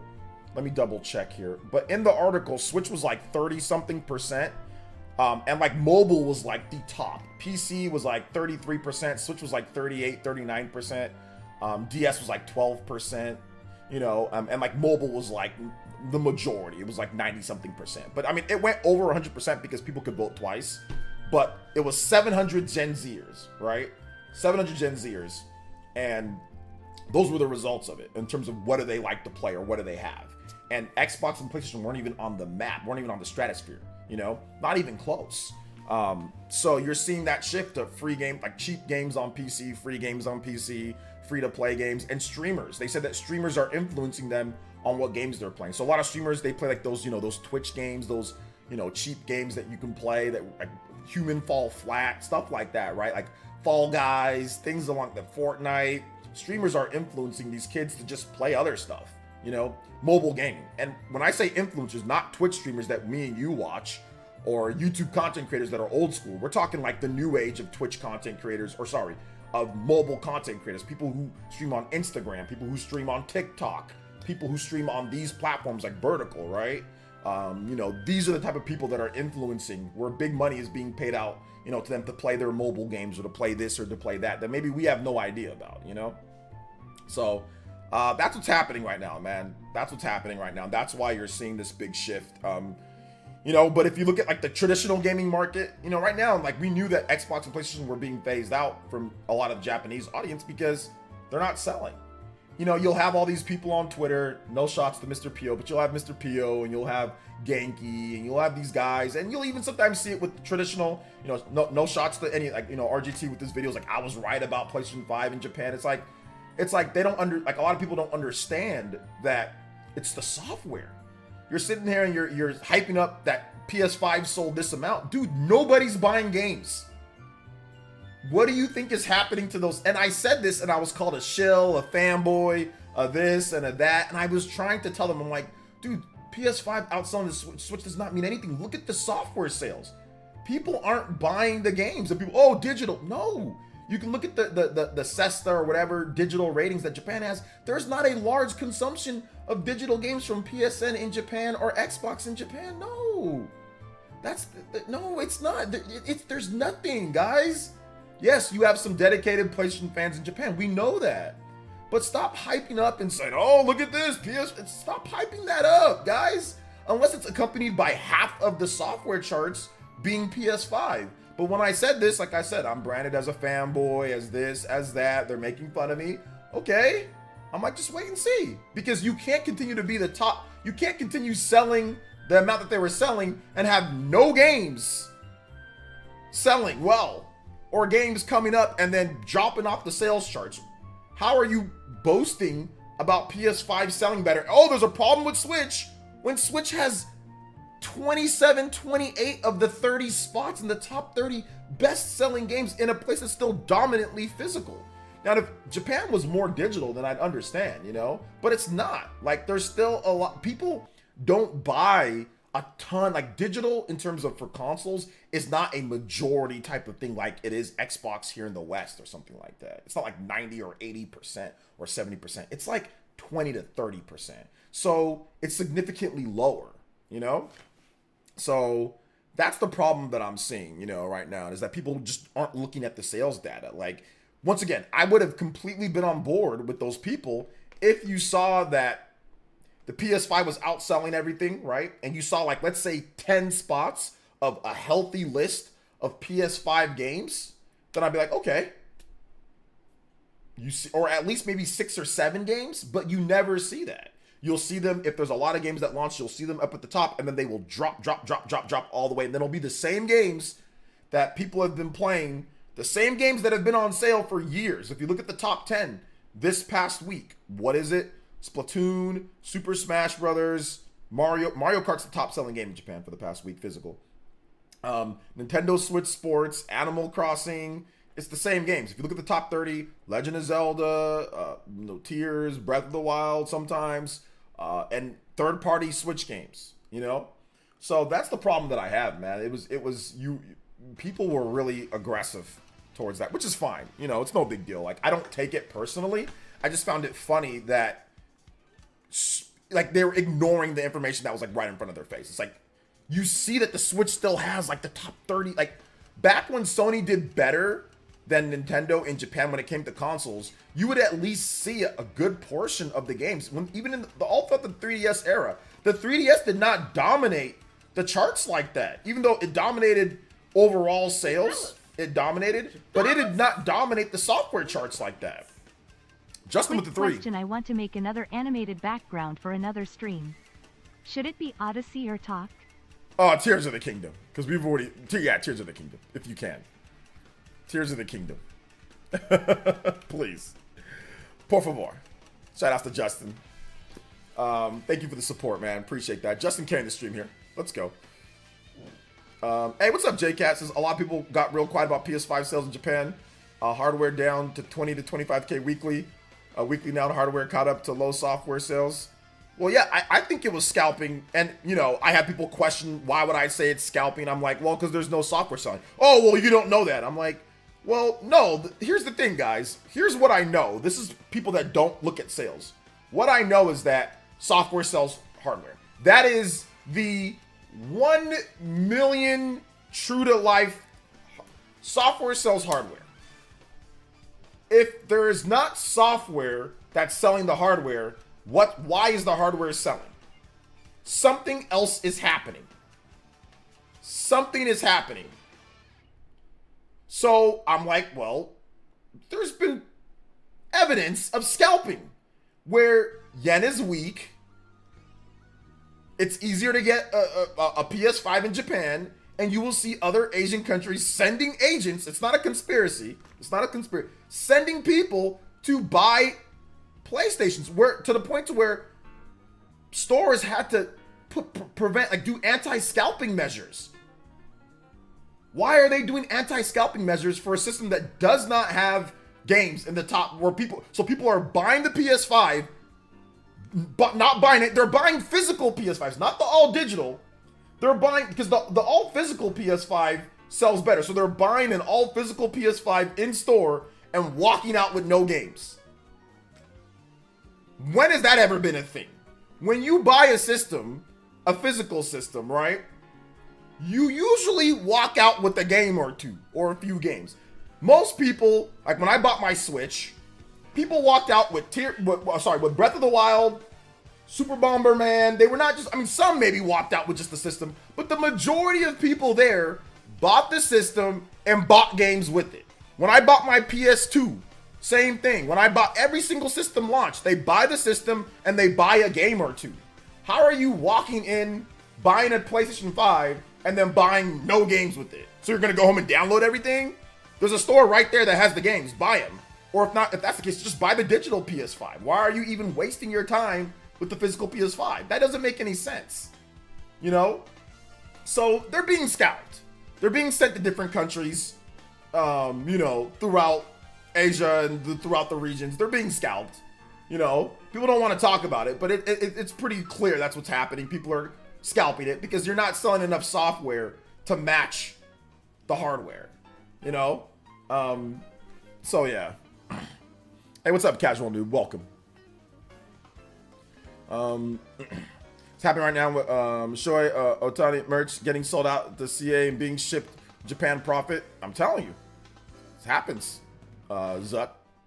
Let's see, Switch launch with Breath of the Wild was the most hyped moment in gaming I've personally experienced. It really was. Breath of the Wild was one of the most, if not the most hyped moment that I've been a part of when it comes to a system launch. PS2 was pretty hyped though, but I couldn't afford a PS2 when it came out. But PS2 launch was massive. Like I remember people not showing up to class. I remember people not coming. I just remember it being wild, you know. Switch was cool though because at the time that the Switch came out, I mean, I was already working in home here, but you would see people with the Switch and people would be asking questions. Like when I went out with my Switch, I'm like, oh, that's the Switch, right? Oh, man, you could really play Zelda. I'm like, yeah, it's pretty cool. They're like, yeah, I can't buy one, or yeah, I want to get one for Christmas, or whatever the case is. So it was pretty dope.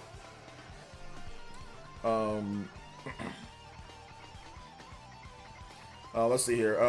But yeah. What's up, Yamato? Xbox wasted money to get game studios that have no games, and Sony have nothing or little to begin with. Well, things are changing a little bit. We're going to talk about that, Yamato. Party Man with the $5. Ninja Peach. It's dope to see Princess Peach Showtime still hanging up there at now lower than second physical in Japan after 1 month of being released. Yep. Also, MK8D is just insane, and we are coming up on its 10th anniversary in May.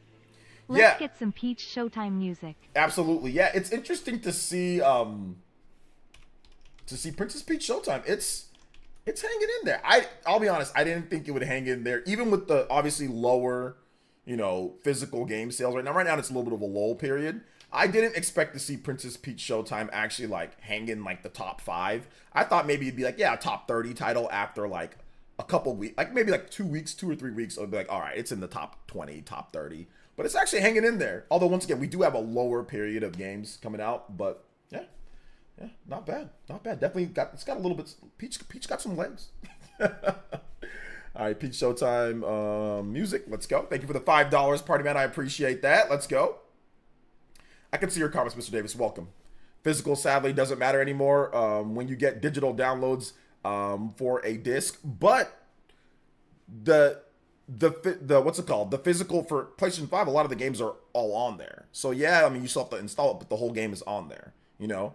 So it still matters to people, you know? It still matters to have that physical disc. Plus, that physical disc is still something that you can hold. You can't hold a digital thing. So like, let's say you wanted to sell a game or have like a collection, you can't do that with digital, you know? Your collection is worth nothing. Even with the game that you have to download or whatever, that's still worth more than an all digital, because right now you can't move all digital. It's tied to your account. There's nothing you can do with it. You can't sell it. You can't do anything with it.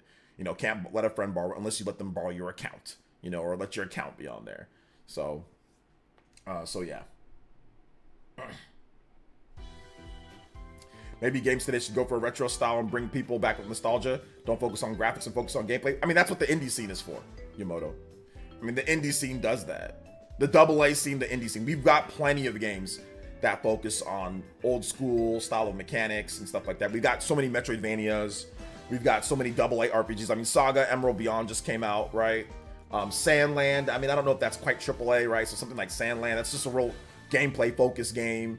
Obviously, Princess Peach Showtime. I mean, that's a real just weird type of mechanics, old school gameplay, you know, that you would get. Like, so there's a lot of games that do focus on that. You know, we have that. Bravely Default, you know, stuff like that. I'm good with the slow year. 6 months behind on most games. Not everyone tears through games like gaming YouTubers. Oh, you're calling out Spawnwave? Calling out Spawnwave? You bum tearing through games. Spawnwave, did you hear? Did you hear? Did you hear, Spawny? Oh man, no, I'm just joking. I'm just joking, messing around. Yeah, indies are the best, but I mean AAAs. I mean, AAAs, that's the whole point, though. The whole point of AAA is to be a spectacle. So, I mean, you don't want everything to just hyper-focus on one thing, because there should be different types of games. So I don't mind a AAA developer focusing on story and focusing on other things, but, you know, it's good to have a good balance. What? Gout Warrior? Just got word that a certain YouTuber insulted my king by saying he's playing a victim. I see you love playing RPGs a lot. Ever heard of RPG Burnout? Play some Street Fighter music since I challenge you to a fight. Snort. Thank you so much, Gout Warrior, for a very DSP-laden dono. I appreciate you, Gout Warrior. I appreciate that, man. Yeah, be careful with gout, boys and girls. Be careful. It's painful. It's a very painful situation that's going on. Thank you for the 5. So let's talk about the whole rut thing that John. People were calling John out like crazy for this, and I found it to be hilarious. I found it to be very funny. So he just asked a question. Hey, look, is gaming in a little bit of a rut, right? And a rut doesn't mean, we talked about this on this podcast, a rut doesn't mean that there's no games to play. There's plenty of games to play, boys and girls. Like, there's plenty of games to play. Gout Warrior. We know this. But is it as exciting? Is it as hype as it's been before? That's what some people are saying right now. It's like, where is the VSQ? That's what we're missing right now we're missing. No, I don't want Splatoon competitive. We're missing a little bit of VSQ, vibe, sauce, quirk. Now, Unicorn Overlord, it's got that. Other games got it, but we're missing like the vibes, like Metaphor, Refantazio. That's what essentially he was talking about for like the games right now. And it's a lot of sequels, a lot of, you know, and I think personally, man, despite how great Rebirth is, I think Rebirth is part of that. Like a Dragon, people have been playing they've been releasing Like a Dragon games like crazy, right? Like there's been like 3 games in the past like 2-3 years, you know. So they've been it's like, I'm like, okay, yeah, it's a great game, but it's like, man, we've been playing this for like a while now, you know. So I think that's really what they were talking about, or that's what he was talking about, you know. I'm ready for, and then it doesn't help that Nintendo's not releasing like Super Sauce, right? I mean, the first Super Sauce game that we're getting from Nintendo this year is Paper Mario. Princess Peach is great, but it's the beginning, you know. The first actual like gameplay, like real gameplay sauce is Paper Mario: The Thousand Year Door, which is an old game, you know. So I think that's really where it's coming from a little bit. I think Rise of the Ronin, that's got some sauce, but people aren't playing that game like that, right?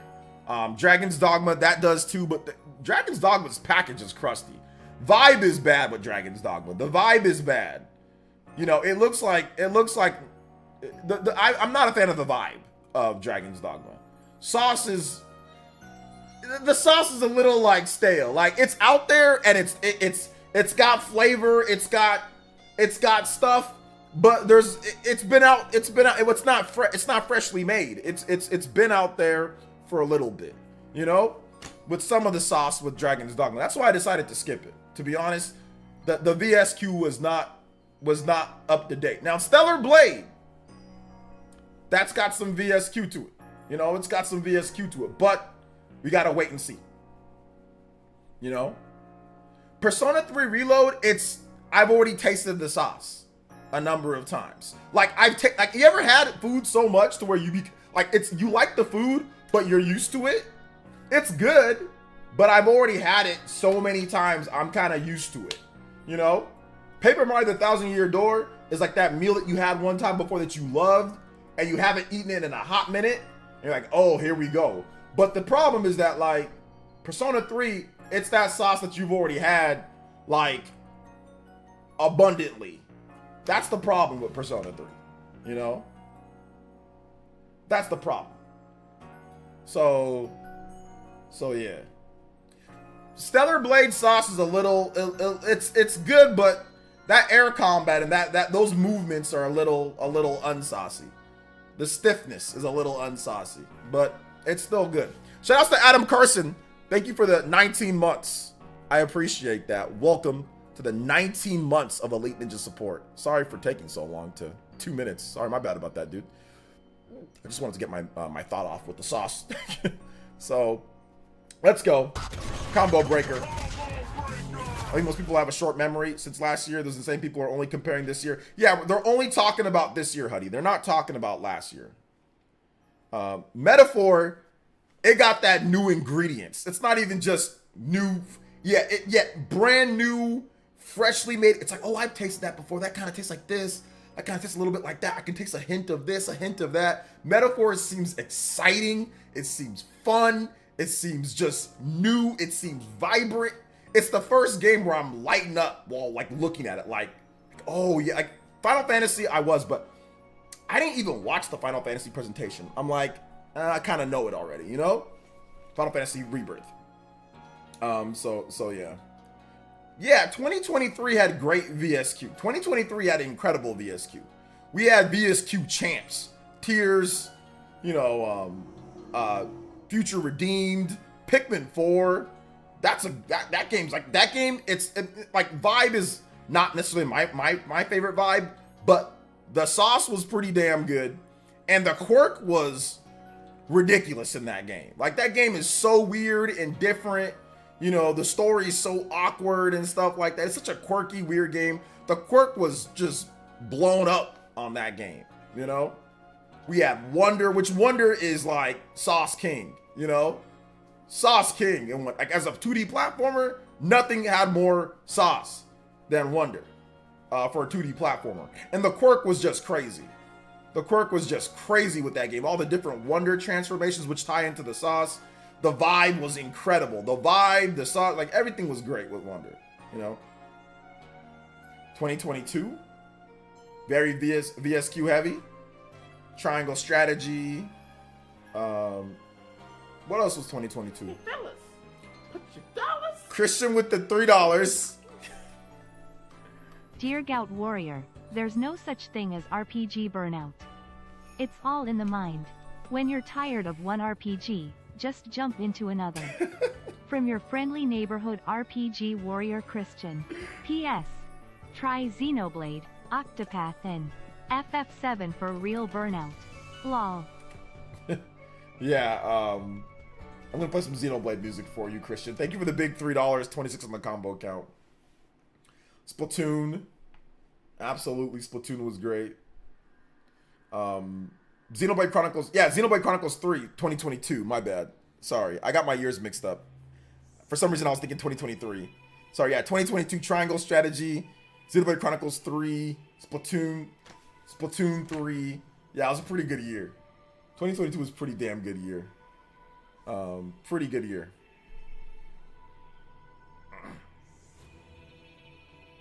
I mean, Spawn Boy, is it wrong? Nintendo, Xbox, and Sony aren't coming out with hardly any new games. There's not a lot of hype games, big games coming out this year. So I think that's the problem, like from the first party companies, right?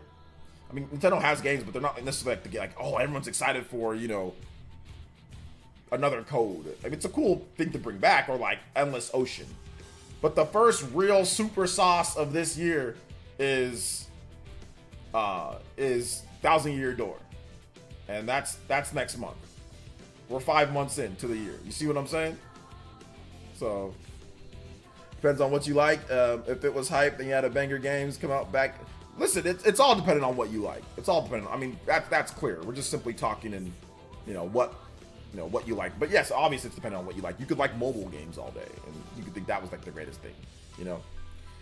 There are games coming out this year, whether AAA or indie, is just too many at the moment. Very exciting. There's a lot of games coming out this year. There's a lot of games. I'm looking forward to playing Metaphor Refantasio. I'm looking forward to that game in particular. So I think it's going to be really good, right? I think it's going to be a really good game. Really good game. I don't mind 2024 as a calm before the storm. Switch 2. Yeah, Switch 2 is good. Listen, guys, this is temporary. I've been in gaming for so long. This is temporary. Switch 2 is gonna bring so much hype, so much lit, so much sauce. You're gonna have Sony and Microsoft dudes salty as heck over the attention, right? But right now it's like, have you seen the exclusive lineup for Microsoft and Sony? Have you seen that? Like, if you count up the exclusives on PS5, it's terrible. I'm not saying that the games are terrible, but the exclusives for 4 years in is like legitimately trash. Like PS5 only. It's terrible for 5 years in. I mean, there's no AA essentially from them. There's no anything. Like, it's like, okay, we got God of War, that's great. We got Returnal, that's great. We got Ratchet and Clank. We got Spider-Man, Miles Morales and Spider-Man 2. We got Demon Souls at launch. We got Little Big Planet at Sackboy at launch. Stellar Blade's coming. But first party wise, with the big Sony first party games and the IPs, bro, it's bad. It's not good. Rebirth, that's a third party game. It's a third party game. That's not a first party game. I'm talking about Sony's first party lineup. That's an exclusive. for the PS5, and that's great. But I'm just saying, Sony, like, cause like somebody, what did Yamoto, or not you, Yamoto, who said it? Somebody said like Microsoft, Sony, and Nintendo haven't been doing much. So I'm talking about the first party games, you know, the big first party stuff. Like it's, you know, it's not been good. Like there's no Uncharted, there's no new Last of Us, there's no new Sly Cooper, there's no new Ratchet and Clank, or sorry, there's no new Jack and Daxter. There's no Legend of Dragoon. There's like nothing extra outside of what you'd expect. Like no sauce whatsoever. Like in terms of like bringing back some of the old stuff. Like nothing. What, Medieval, is that PS4 game or something? Like there's like nothing. Microsoft, where's Perfect Dark? Nowhere to be found. They announced Perfect Dark a long time ago and they have not given us any updates. Where is Banjo and Kazooie? Where, like, there's nothing. You know, Halo, free to play. Starfield, good, but you know what happened to Starfield. Like, what's going on? So yeah. What's up, 7th Hokage? Like I said, the next 20 years for Sony and Microsoft is going to happen. So I'm just saying, like, there's games to play. Like, there's great games to play. Like, PS5 is still going to sell, or Xbox is still going to sell because of all the good third-party games. It's just, from a first-party development standpoint that truly takes advantage of the system, man, it's been rough, dude. It's been rough. Do you think Nintendo has a big surprise plan for fall 2024 like Mario or Zelda? No, they don't. It's going to be on the next system, Brett. Why would you release a big Mario or Zelda right before your new system comes out? I mean, that doesn't make any sense. Let's see. MS desperately, and Zelda just came out. A big Zelda game just came out last year. They don't have another Zelda game ready to go, and a big Mario and Zelda game just came out last year. They're not going to have another big Mario and Zelda game ready to go the next year. That doesn't make any sense. Maybe not mainline, but third party, big Mario or Zelda third party ish. No. I guess because like Hyrule Warriors. Yeah, maybe something like that. But I doubt there's gonna be like a new Hyrule Warriors game, like a new Zelda Hyrule Warriors. No, I don't think there's gonna be one. No, because Age of Calamity and Definitive Edition are still selling, so I don't think they're gonna make another one. In terms of like Mario spin-off type of thing, yeah, I don't know. Mario Wonder is still selling. They've got Princess Peach Showtime. They've got Luigi's Mansion 2 this year. They've got Paper Mario the Thousand Year Door. I mean, there's no point. They're not going to release another one, something new or something. They're not going to do that. PS5, Sony made exclusive Astro, Destruction All-Stars, Marvel Spider-Man 2. Well, I mean, I missed Astro, which is built-in software. It's good. Destruction All-Stars, was that a first party, like actual like Sony? I mean, I know that they published it, but they have a studio that owns that, I guess. The only big game it could release is Prime 4. I mean, yeah, Prime 4 is like the only game, the big game that we, like, you know, that's probably like the only one that I would think that could release. Outside of that, it's gonna be like remasters or like remakes. It's gonna be like something like, you know,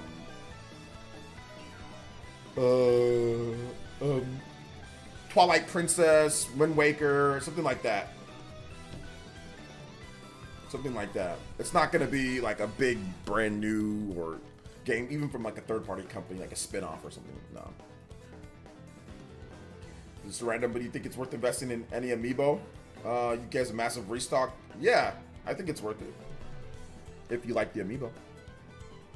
And they're not expensive. So I think we've come to a point where you need to not do what that wild AAA thing takes time and money. I think you need, it's a balance. It's a balance, D1.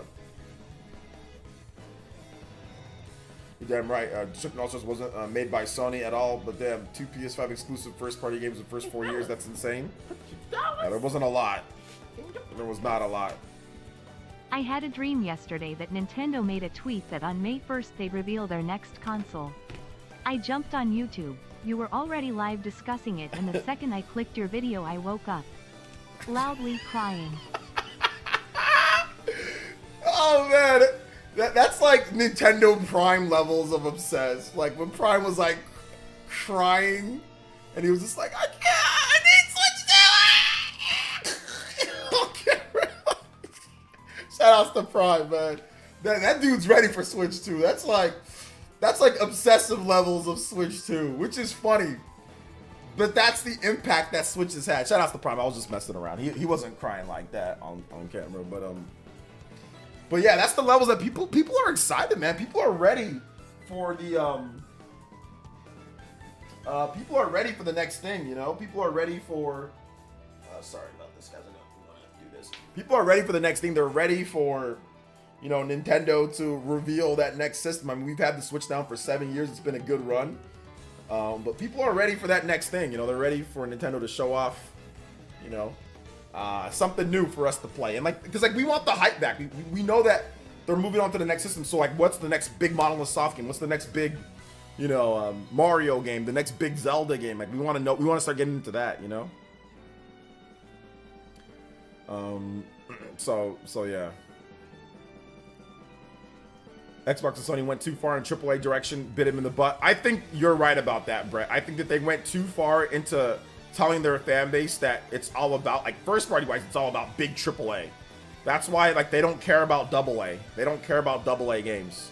I mean, although Xbox, I mean, people Grounded. I mean, there are some games that they've released, but Sony does not care about making AA games themselves. You know, like we could have had like, where's like the AA Ratchet AA Jack and Daxter, AA.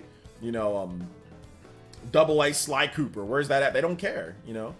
So, or bringing back the old school stuff, like another code. Like, where's Sony bringing back the old school, like, hey, let's remake some of these old school games. That's AA, right? Clearly, like, another code, you know, Endless Ocean. These are all old, you know, franchises, AA stuff.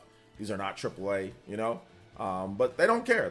All they care about is, you know, Sony first party, biggest games, graphics, you know, and I think it's biting them in the butt because the release lineup is, you know, I mean, look, some Sony fans like it a lot. Like some guys that are on PS5, they say that it's fine because they like third party so much, which is fine.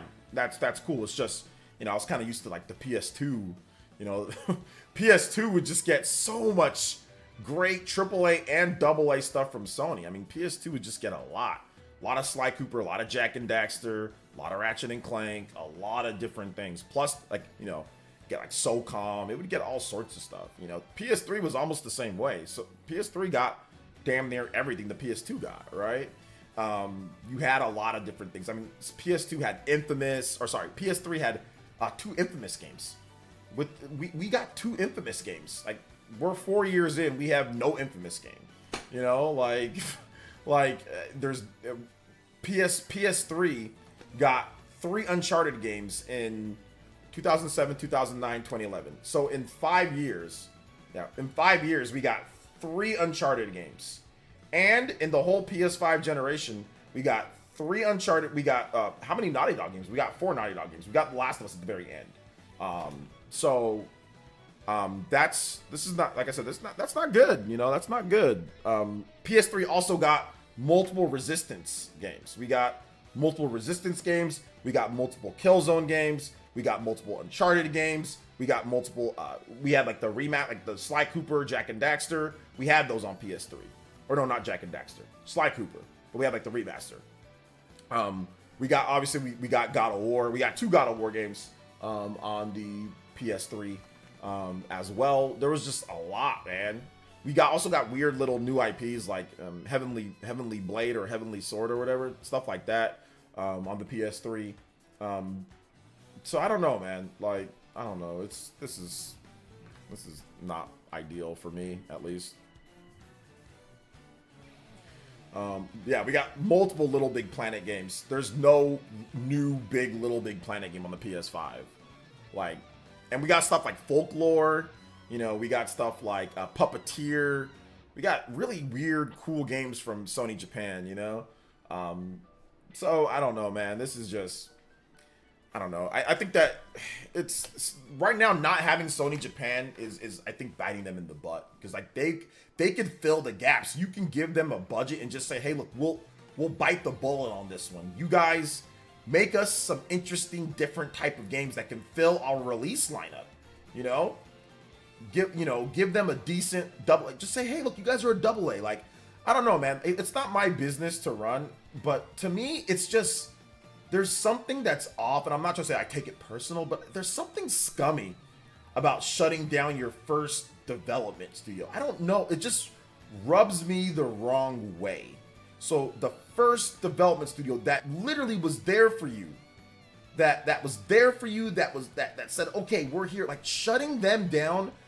There's something, like I said, even if they don't make money, I get it, it's a business, but you adjust, you adapt, you okay, hey, you guys make smaller games. Like, you don't just shut them down.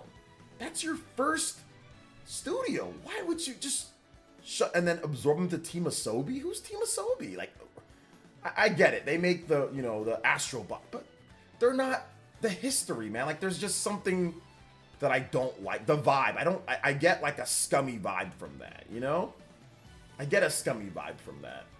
But that's just me. That's just me. Yeah, the new place is good. We already know Persona 6 isn't going to be exclusive. It's already been revealed that it's going to be multi-plat. Well, not revealed from officially, but Midori. I got a 7-say pass for Endless. I think that's 7-day pass. Pre-ordering Endless Ocean. Anyone want it? I can drop the chat here. Oh yeah, feel free, Kraken Jacks. Question: AAA gaming scene doesn't get better. What would happen? Will it scale down? I mean, it's what's happening right now. You see less risks in the AAA gaming scene. Because even like when we do get a game that kind of tries to do something different, AAA, it's like, well, it doesn't sell. Look at the game. What's that one game with the guy that shoots magic out of his hands? It's like Magic Call of Duty. I forgot what that game is. That game didn't sell well. So yeah, that's what happens.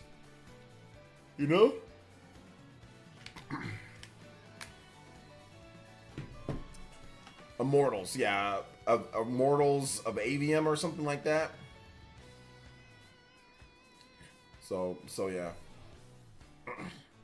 PS3 and 360 were good. We're good for sure. Christian, me with another $3.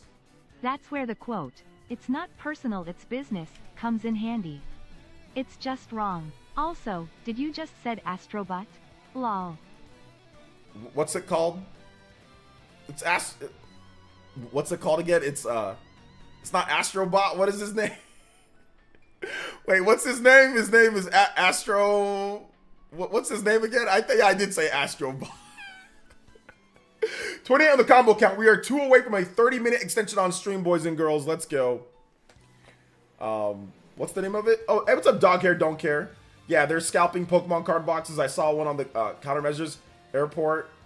Pokemon Center, they're slashing open all the shrink wrap. Yeah.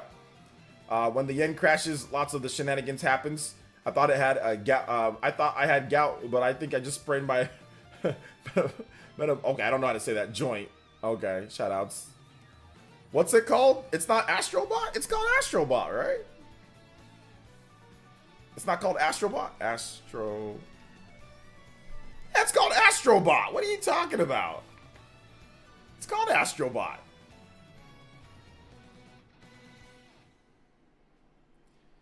It's called Astrobot.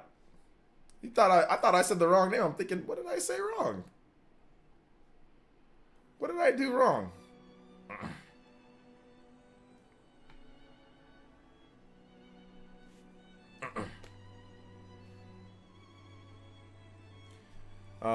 I heard Astro Butt.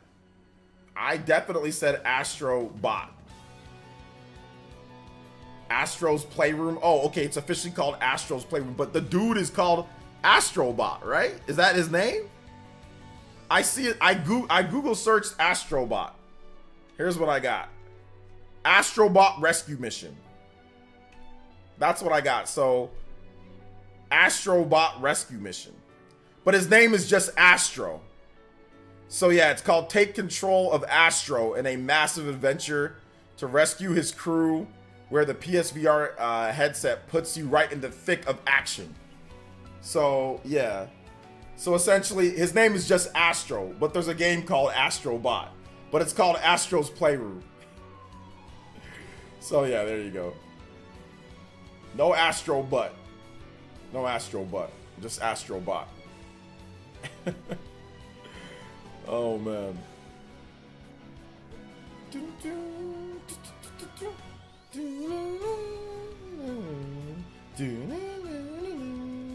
He's carrying the weight of life.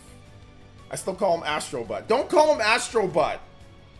There's no need to call him that. That's rude. That's so rude to call him Astro Butt. You know, you shouldn't call him that. So anyway, we talked about that. Xbox and PlayStation in Japan. We're gonna go ahead and get into some random Q&A. If you guys have questions, feel free to tag me at PlayerEssence, hashtag PlayerEssence by itself. More than happy to answer your questions. More than happy. So yeah.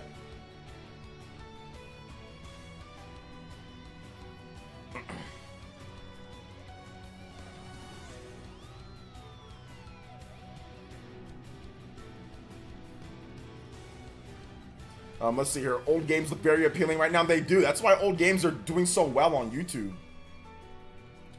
I wish I could make backups. It's too much work for me. Backups?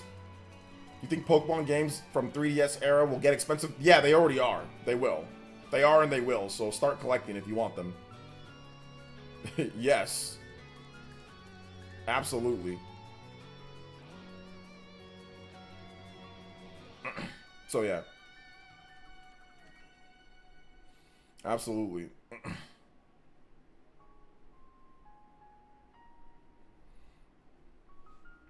See, how much would you sell your soul for? I would never sell my soul. Let's see, I'm guilty of going back to old games too. I need to hook up some old games and start playing some more old games. That's what I need to do. I don't know anything about the big Switch dumper and secondhand market and all that. I have no idea about it, bro. Old games are doing well. Old films are doing well. Imagine that. Seriously.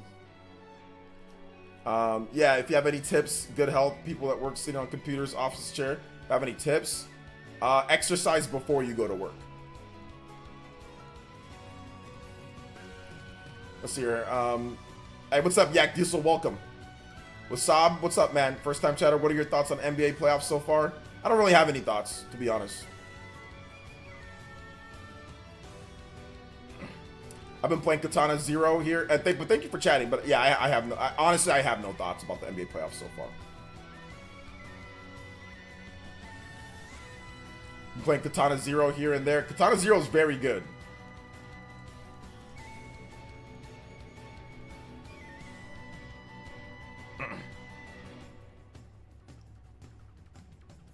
Very good.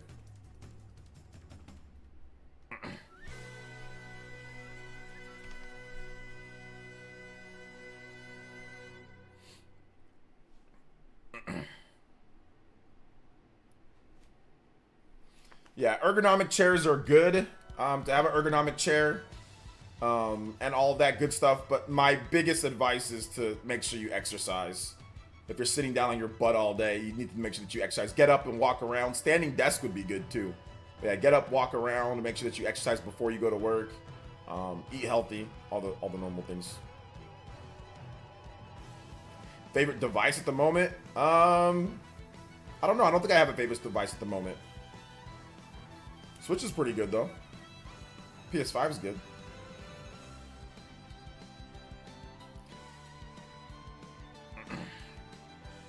So yeah. Tears of the Kingdom back. Is it ready to go for the Tears of the Kingdom background? Well, not yet because I don't see it. Outside of Switch, gaming has been a lull for a long time. Even most won't admit it. My question is, where does gaming go from here? What's the next big thing? Metaphor Refantasia. Yeah, we already watched them react to the Hunter x Hunter fighting game. You're a bit late, game fan. Not yet. Yeah, don't rush it. It's all good. Do you think Sony will be smart to let indies make games out of Sony IP like Cadence of Hyrule for Nintendo? In the right scenario, yes. The next big thing is either this holiday or Q1. well, the next big game that I'm looking for in terms of brand new game. I mean, Stellar Blade comes out tomorrow. And then we've got Paper Mario. There's a couple other games. Metaphors in October. You heard of Delta Emulator? It's been making waves lately. I think that's like iPhone. Yeah, I've heard about it. I don't really care about emulators though. I don't really play emulators, so I don't really care. But yeah, I've heard about it, but I have nothing to add to the conversation. I don't think Stellar Blade is low-key good. I think Stellar Blade is good. I played the demo and the reviews came out. It's a good game. Hey, what's up, King Cagney? Welcome to the stream, brother. How you doing today? Eat, squat, eat, and deadlift. Deadlift. It's a good workout, but not everybody needs to do it. So yeah.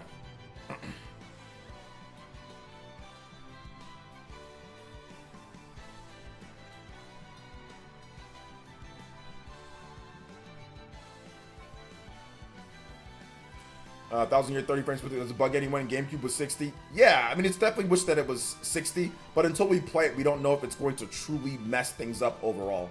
But yeah, it would have been nice if it was 60 like the GameCube. But yeah, I think that's definitely going to bug some people. Bugs me. But, I mean, you can opt to not get it, or you can just play the GameCube version. So, there's that, too. Did you get anything from that big PlayStation sale going on? No. People use Delta for like a week and then realize emulating games on mobile sucks. Yeah, I mean, Josie talked about it. I don't care. I don't want to play, you know, core games on a mobile phone. But for those that it's a new way to get into older games or whatever the case is, that's fine. But I just don't care. The best workout is once you have motivated to get up and do motion is lotion. All right, there you go. I just got off work 13 hours today and drove 179 miles in the same city. Oh my goodness, that is a lot of driving around in the same city. 170 miles, 13 hours. Yeah, definitely rest up, dude. Got to rest up for that one.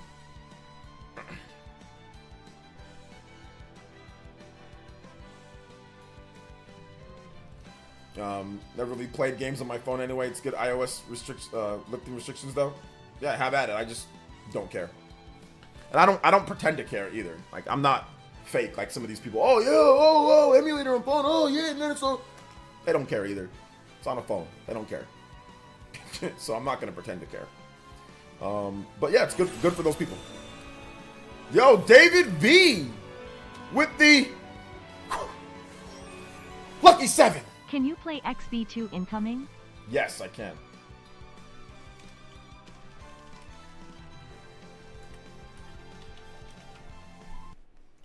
Xenoblade Chronicles 2 incoming. Thank you for the $7.77. We are one away from a 30-minute extension on the stream. Let's go. Does the price of the game really matter? If the game is cheaper, would it not sell more and make more profit? Yes, price of the game matters, Yamoto. I'm guessing you skipped, I mean, listen, I'm not trying to be mean, Yamoto, but you skipped economy. You skipped economics. For you to ask that question, you skipped economics. Yes, the price of something matters. Because remember, in the economy, it's not about how much you sell, it's about how much you profit. It's about how much you profit.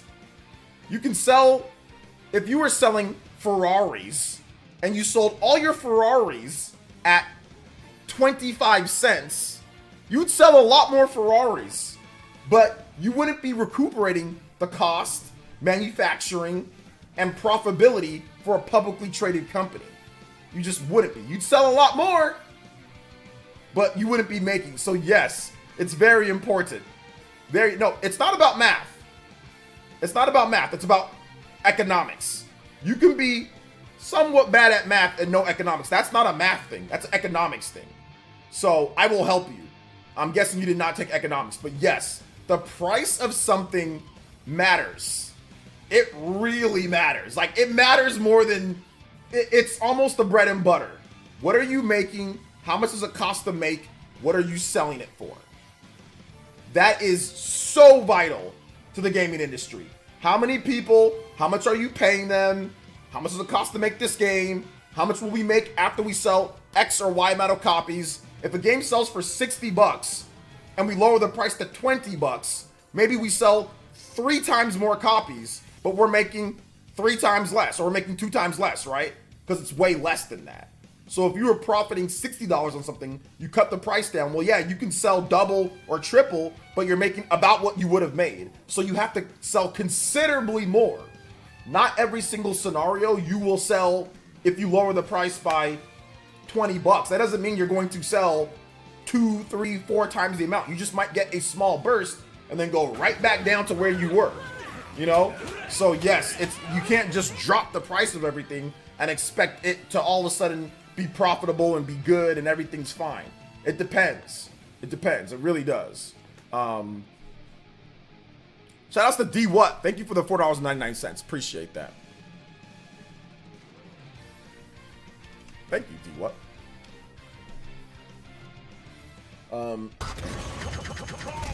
No, it's okay. That's what I'm here for. I'm here to help. I mean, I took economy in high school.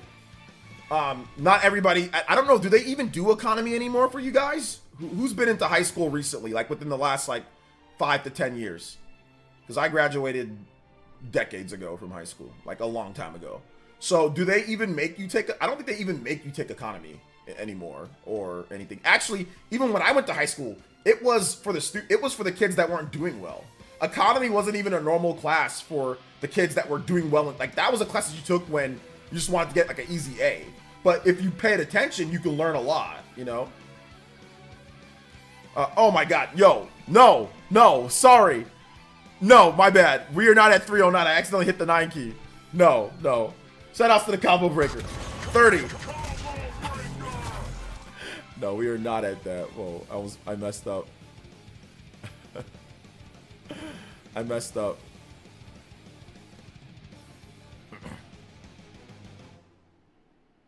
I messed up.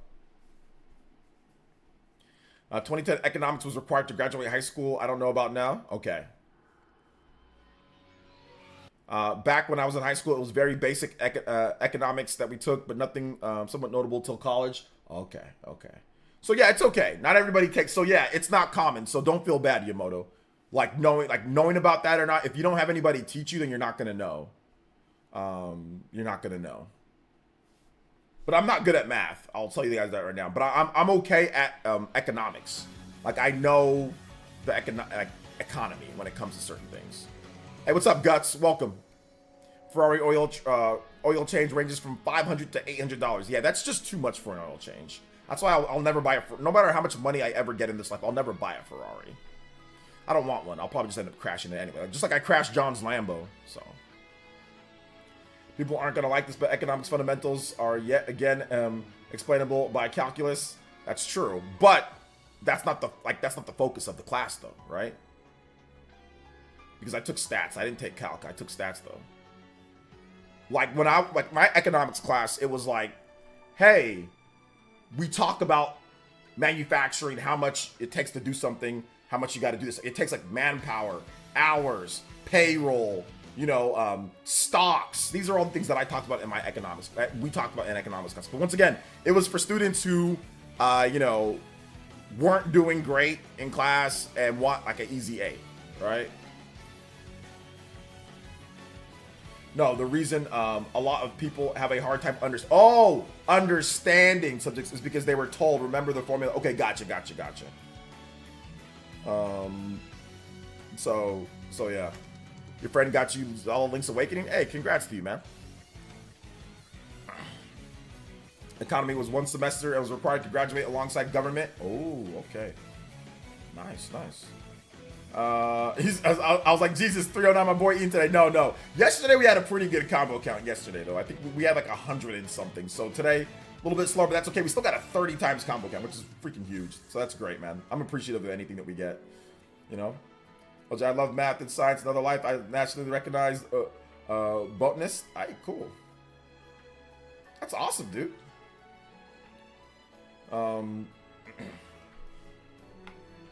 Just my friend says say that game prices should be higher and got curious to why he said that. Your friend said game prices should be higher because of inflation.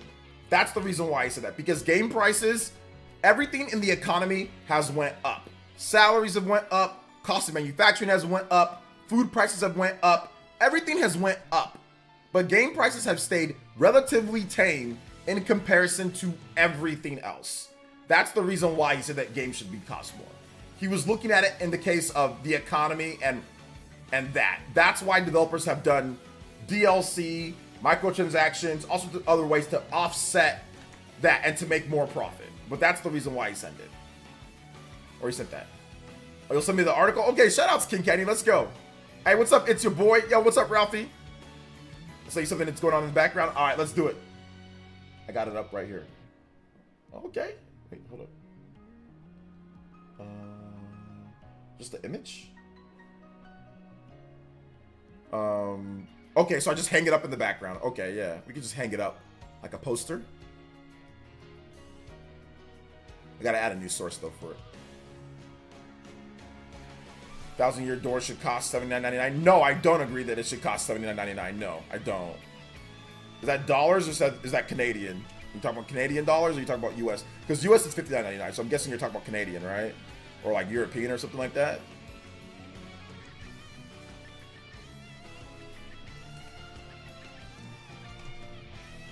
Canadian? No, I think it should be cheaper than that.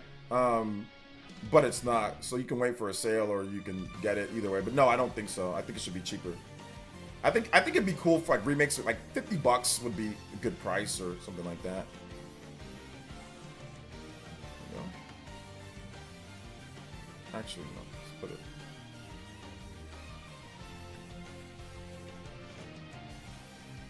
I like that.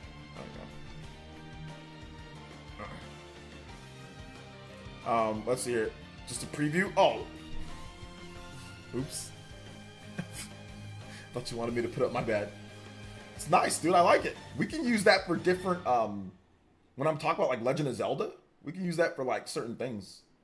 Absolutely. That's good stuff, dude. I'd be okay if games were $100 for AAA like Rebirth. If I need to, I just buy a few games to begin with. Yeah, I don't know if I want to, I'm not okay with that.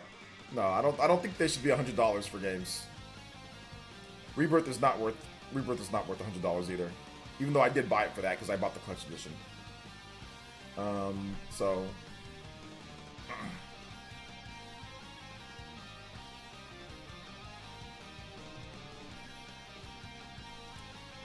Prime Remastered was the best deal. Yeah, that was $40 here. $40 would be nice for Prime Remastered. Yeah, but I know it's good. It's not a good. $40 would be great. I'd be down for 40 or 50. Or like remakes 50, remasters 40. You know, that'd be fine by me.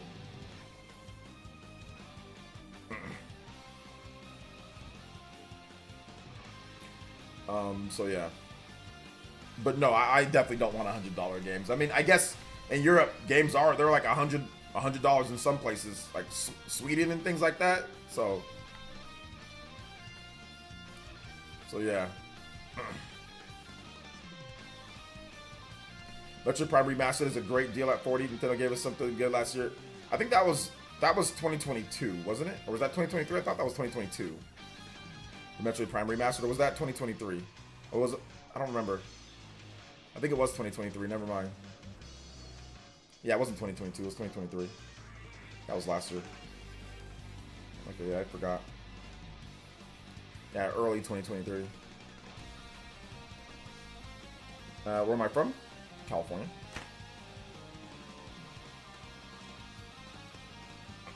I just paid $150 for clan ad. What's clan ad?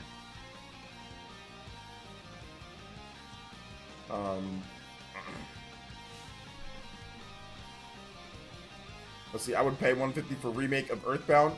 Yeah. Now there's certain games that yes, I would pay a lot for, but I don't mean like the MSRP. Like I don't think the MSRP should be like $100. Like no, I don't want that. I do not want MSRP being $100. Oh, I got your article, King. I'm definitely gonna check it out tonight.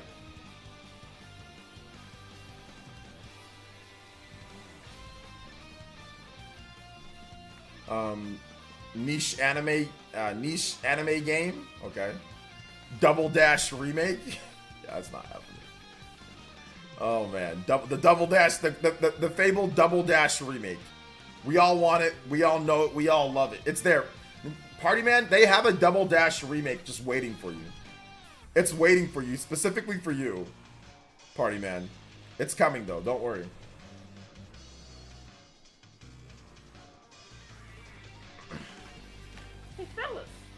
Christian Me World with the $3. Another gaming vibe for you. It's Retro Thursday and I'm taking a nice hot bath after a stressful day of work, playing Super Mario Advance on my backlit GBA sulfur monophosphide. Hey, I know you work really hard, Christian Me World, so thank you so much for the $3. Thank you for supporting the channel. And yeah, man, nice long day at work. Come back, relax, play some games, enjoy life, man. That's what it's about. I gotta start hooking up the. I think I want to hook up like the GameCube to like the TV out there, like the living room, and just like, you know, have my. I kind of want to show my, expose my son to the goodness of the GameCube. Get him going early, you know. So like I think I'm gonna hook up my GameCube to the TV out there tonight. Probably play some GameCube games out there. Yo, what's up, Chris? Welcome to the stream, or welcome. Thank you for the donation, more like it. Thank you for the support, dude. We're still thinking about the design for the room, but it's coming. It's coming. Sorry about the long wait, guys, but we're just gonna do green screen for a while. Probably we'll have green screen into May. Obi plays, he's a fraud, and you know he is, bro. Triple A job with the 10 months of membership. He literally, Jonathan Bark literally admitted he was a fraud, and you keep on bringing him up. He's a fraud, dude. Stop bringing him up. Games used to be over $100 if you account for inflation. Yeah, that's what I talked about. Yeah. Exactly. Some of these games provide tremendous value. I think some gamers are a bit spoiled. Maybe. Shout outs to Chris and Triple A Job. Thank you guys for the donos. Appreciate that. We might do a game room tour. We might not, man. My game room, it's an office plus a game, so it's not really a game room per se. Maybe one of these days, but yeah, I'm not really too worried about it right now. But yeah, I mean, you guys will see the back, but the room is not very big, and I just use it for my streams, so.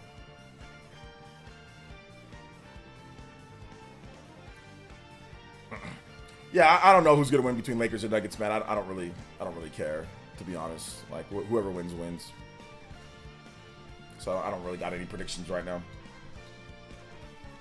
I just look at ESPN for the games and see, you know, see what's happening.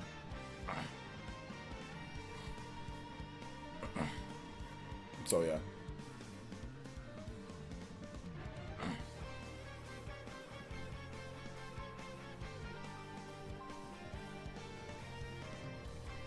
All right, I'm back to it. Peace. All right, take it easy, man. Thanks for coming out to the stream. Triple A.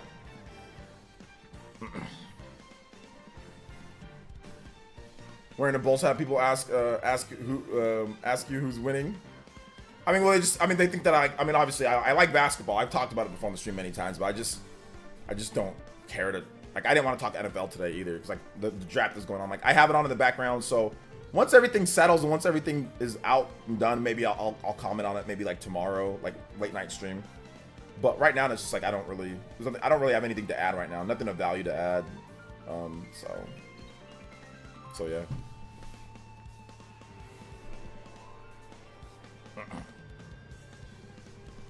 Nothing of value to add.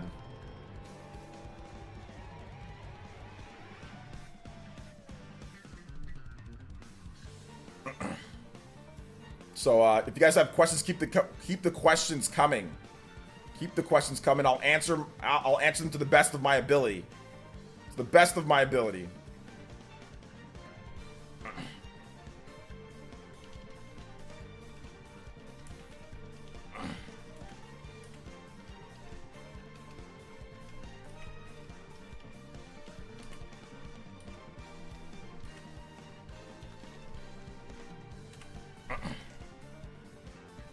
I'm running out of questions, OJ. No, it's okay. No problem. That's why we're on these bonus streams and on these like streams, we're gonna start incorporating more gameplay too, so we can talk about different games. Is it a good idea to own 3 controllers, PlayerEssence, or more? To own 3? If you have friends come over and play, yeah. It's always usually good to have one controller that you normally use and then a backup controller if something breaks with your regular controller. But if you have friends that come over, yeah, owning like 3 or whatever is fine. But I mean, some people that own more than 3 controllers, they usually like to collect controllers, so it's just for like fun or for collecting, you know, purposes. So yeah.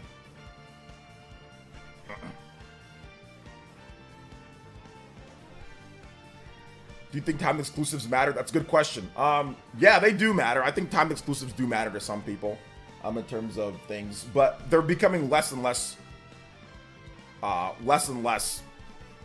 of a thing that really matters. You know, they used to matter a lot more in the past.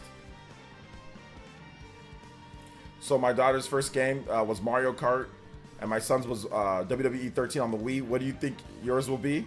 Oh, my son's first game? Oh man, it'll probably be some type of stupid mobile game. To be honest, it'll probably be something like that, man. But in terms of like first like console game, I don't know. I mean, like he should maybe be able to start playing like sometime early next year. He'll probably be able to start maybe playing some games next, or probably like mid next year or something like that, maybe. So I'm gonna say maybe I'll try to get him on like some type of Mario game or something like that, Mario Kart 8, you know, deluxe or something. But yeah, he'll probably have some type of leapfrog mobile tablet thing where he'll play games on. Robbie says NBA's not good anymore. I treat NBA like NBL on and NHL only watch the playoffs. Yeah, I'm not gonna watch 80 something games throughout the regular season. Like that's too many games. Michael Jackson, The Experience. Yeah, that game was fun back in the day, just because like the music was so good. So, yo, David V with the Jow Jow. Hey. Can you play Super Smash Bros. Brawl main menu theme? Yeah, absolutely. Thank you so much, David V with the big dono. Let's get you a 4-pointer on that one. We gotta start the 4-pointer for the big JoJos. Gotta adjust the point scale here. Let's go. 34 on the combo count, guys. Another JoJo coming in. Thank you guys so much for the donos today. You guys have been incredible. JoJo boys, let's go. Let's get this music here. Shout out to Big David V. Brawl main menu theme. All right. Shout outs to my man. Shout out to my man David V in the chat. Big elite ninja in the house. Let's go, David V. Main menu. Oh, no. You are going to fall. Trip over your own feet in Super Smash Bros. Brawl. You're going to play online, and it's going to lag really, really bad. It's going to suck. Worse than Ultimate Brawl, lag and tripping all day. Tripping over your own feet. Tripping. How many Meta Knights will I face? How many Meta Knights will I face? How many Meta Knights will I face? How many will I face today? Meta Knight just spinning on the dune, spinning like a tornado. Meta Knight's coming for you. Meta Knight spinning like a tornado. Meta Knight spinning around all day. Meta. God, this game, bro. Now, shout out to Super Smash. I'm gonna replay it because my horrible singing was covering it up. I don't know what Dirty Tapeworm. No, I'm not playing any game called Dirty Tapeworms, player. Absolutely not. I don't know what that even means. No, I'm good. Remember when I said I got my son the Switch and Smash for Christmas? Yeah, he's all Fortnite now. Yeah, that's what the kids like to play, man. I hated the tripping mechanic. I really did. I did not like it. Did not like it. You're ruining the song with your horror stories. I know. That's why I replayed the song. I'm gonna replay it. Dude, this song's awesome though. Smash Brothers Brawl. Remember the Smash Dojo? Every day, Sack and I would come out. Hey guys, look, there's a new banana peel. Hey guys, there's a new item. It's a this. And I used to check that website every day. And then every now and then, he'd announce a new character. And we're like, Diddy Kong's in the game. Every now and then he would announce like a new character, dude. Party Man was like 5 years old, like, wow! Look! It's called Super Smash Brothers Brawl! Swing of the juice box. Yeah, the dojo was something else, man. The dojo was something else. Good times, good times. Going on 10, actually. Going on 10. Going on 10? Bro, you were in single digits. You were in juice box range, don't lie. You know, going on, you were single digits. Guess what I was doing, bro? I was in college.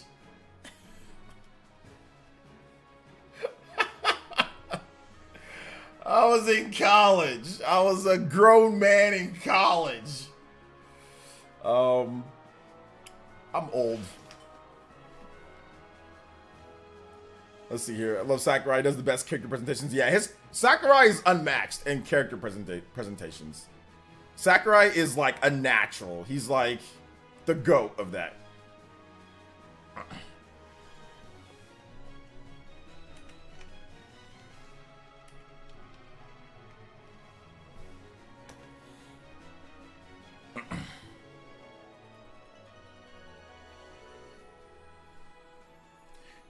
Are you like 30 something? No, no.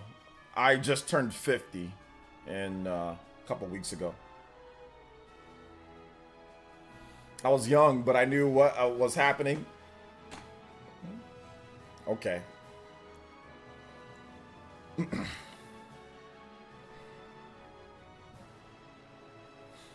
You were young, but you knew what was happening, huh? Okay. Okay. Okay, that's true. Party man, well beyond his years. Well beyond his years, right? Shout outs to David V with this one. You really brought back the nostalgia with this one. I like it. I like it. Sora and Sephiroth's presentation are my favorite from Sakurai. Yeah, dude, Sephiroth just being announced was nuts. The fact that he just came, it's like, everyone's like, oh, it's Sephiroth! Dun, dun, dun, dun, dun, dun, dun. Dun, dun, dun, dun, dun, dun, dun, dun, dun, dun, dun, dun, dun, dun, dun. Sephiroth! The Pyra and Mythra trailer was pretty good. They're all usually, I mean, even like the Castlevania trailer, the Steve trailer, they're all really good for the most part. Let's see, I found a copy pasta about your Reddit as well. Hold on, I'm gonna pull up what it said. Nah, you don't gotta do that, player. It's all good, man. It's all good. We ain't trying to have that energy over here. I don't know Reddit. I don't like Reddit, so I'm good, man. You don't gotta do that. Let's see here. On the camera's on the whole time.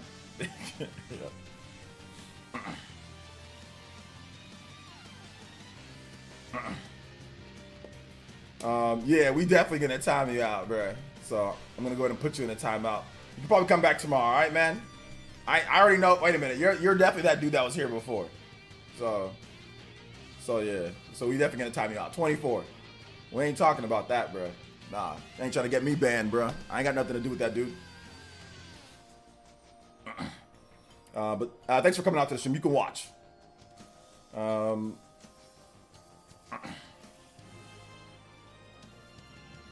I still remember freaking out about Pyra Mythra in the trailer. Yeah. I cried when he just got announced. I wanted Pyra or 2B. Pyra or 2B. 2B is not a first party character. He just got announced. I wanted. Oh, you wanted Pyra or 2B. Okay, yeah, I got you. Let's see. OJ, what do you think about the Sandland game by Akira Toriyama? It's alright. It's not necessarily my style of game though, but it looks okay. But I think you'll like it. It's got a certain amount of crust that's definitely guts approved. So I think you'd like it. I wish Nintendo would make different colored Pro controllers tied to the black ones. You got to get the. They only make designs on the controller, right? Like I've got the Xenoblade Chronicles controller, Xenoblade Chronicles 2. I've got but that's like it's black, but then it has like other designs on it, right? Or no, it's actually not. It's not mainly black. It's other colors. But the Smash controller, I have that one. Yeah, you gotta really just buy what's it called controllers, like other third-party controllers. They make different colors. I love Super Castlevania 4 soundtrack. It's a pretty good soundtrack. It's pretty good. What's up, Jericho? Welcome.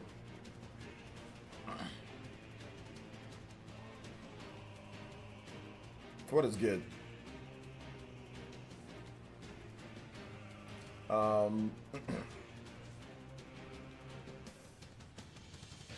Love your, yeah, you like your crusty games. You got your crusty games. I think I got a Splatoon 3 controller, but I think that's, what's the Splatoon 3 controller? I think I have one. Nintendo sent me one. Splatoon 3.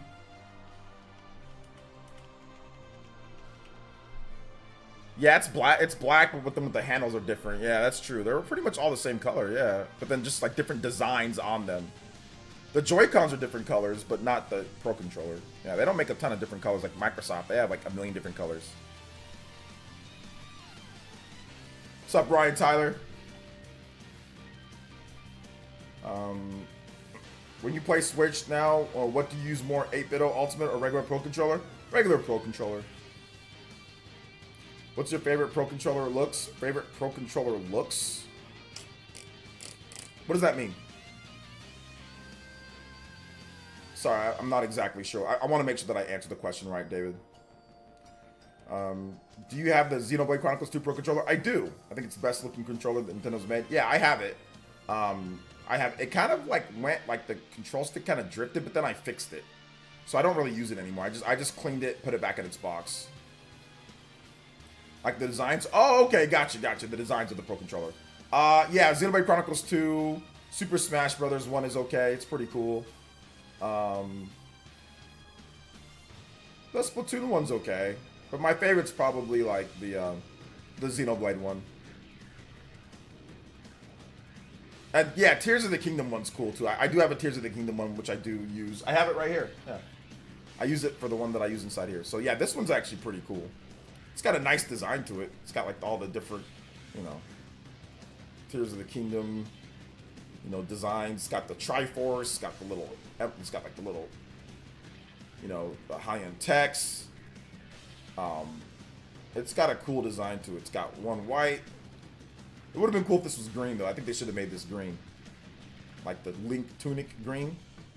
I think that would have been better. But yeah, and it would have been cool if like this was like a different color too, like green and white.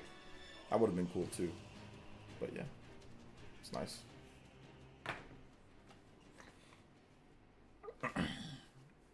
Not bad. So yeah. Yeah, the Smash one's not bad. I don't think the design ones feel as good as the regular Pro Controller. May just be me though. They make slight revisions. Plus, there's also like a certain level of like wear that you put into your controller by holding it a lot that just might maybe feel a bit better. I'm not really sure. In terms of actual size and all of that, they're all the same. Although they have made revisions, slight revisions on the analog sticks and the D-pad. So the D-pad's a bit better in the newer ones than in the first Pro Controller runs. It's a bit better. For like, this D-pad is better than like, let's say, my original black Pro Controller D-pad.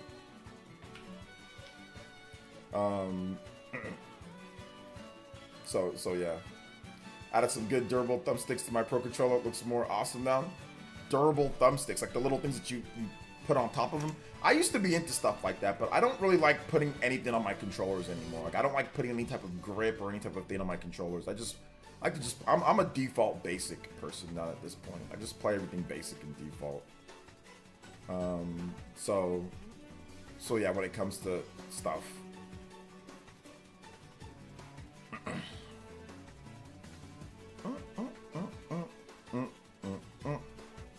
It's a great song, by the way, guys. Sticker Brush Symphony.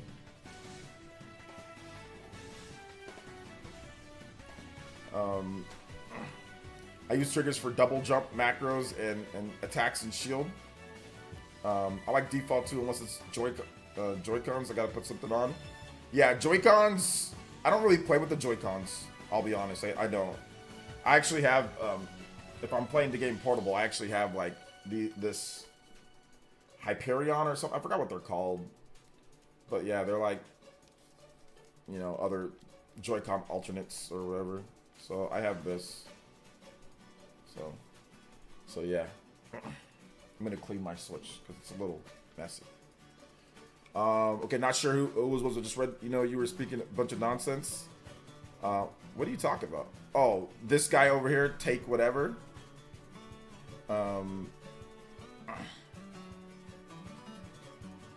Okay, yeah, that was okay. Gotcha. That's the whole copy pasta thing that he was saying that I said, or somebody said that I said stuff like that, which I never said that. So that was just that one guy player that was here. He just switched to an alt account and then put that here. So we're just gonna go in and ban that dude. We're gonna just ban him. I don't know why they're saying I didn't say any of that. So I don't know why they're saying I said that. No big deal.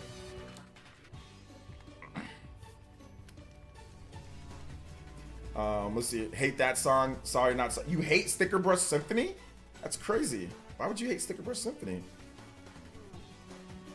Yeah, we just ban him. It's all good. I mean, like, as long as like my sponsors and you guys are cool, like you guys know that I wouldn't do anything crazy like that, I'm fine. As long as like the people that like help me, like random people on like Reddit or like random people that want to come to the stream like to say whatever, like I don't care about those people. But you know, as long as you guys that are here that support me, you guys know, like, obviously I never said anything stupid and crazy like that, so yeah. That's okay, it's fine. Let's see here. Who actually hates this song? Christian. My hands were too big for the, yeah, my hands are too big for the Joy-Cons. My hands are also too big for Joy-Cons. I use my Hori split pad compact for my Switch OLED, more comfortable than Joy-Cons. Those have no rumble though. That's the only problem that I don't like with the split pad pros, like the Hori. They don't have any rumble. That's why I picked something else. Like there's no rumble in those. Yeah, no rumble. That's not good. Not having any rumble. So I can't use those. Cause I have them, you know. Like I have a split pad pro. I have two pairs of split pad pros, but no rumble is just tacky, lame. Donkey Kong Odyssey, please Nintendo. There's not going to be any Donkey Kong Odyssey, but we'll see. Been watching for many years. I would have known if you said that. Yeah, there was. I think there was a segment where we did talk about that, but I was just like, man, that's crazy. That's wild, you know. And like I said, man, like I wonder what was going on, and I didn't. And I was like, man, that's not good that, you know, that he said that and all that stuff. So I was critical of him, you know. So yeah. So I don't mind no rumble for me. I don't need to play games with vibration all the time. Yeah, but rumble adds to the experience though.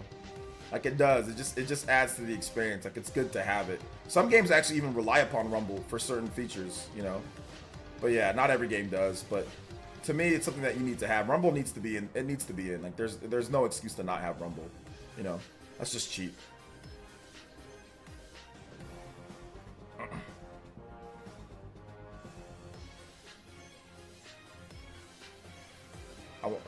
So yeah, man.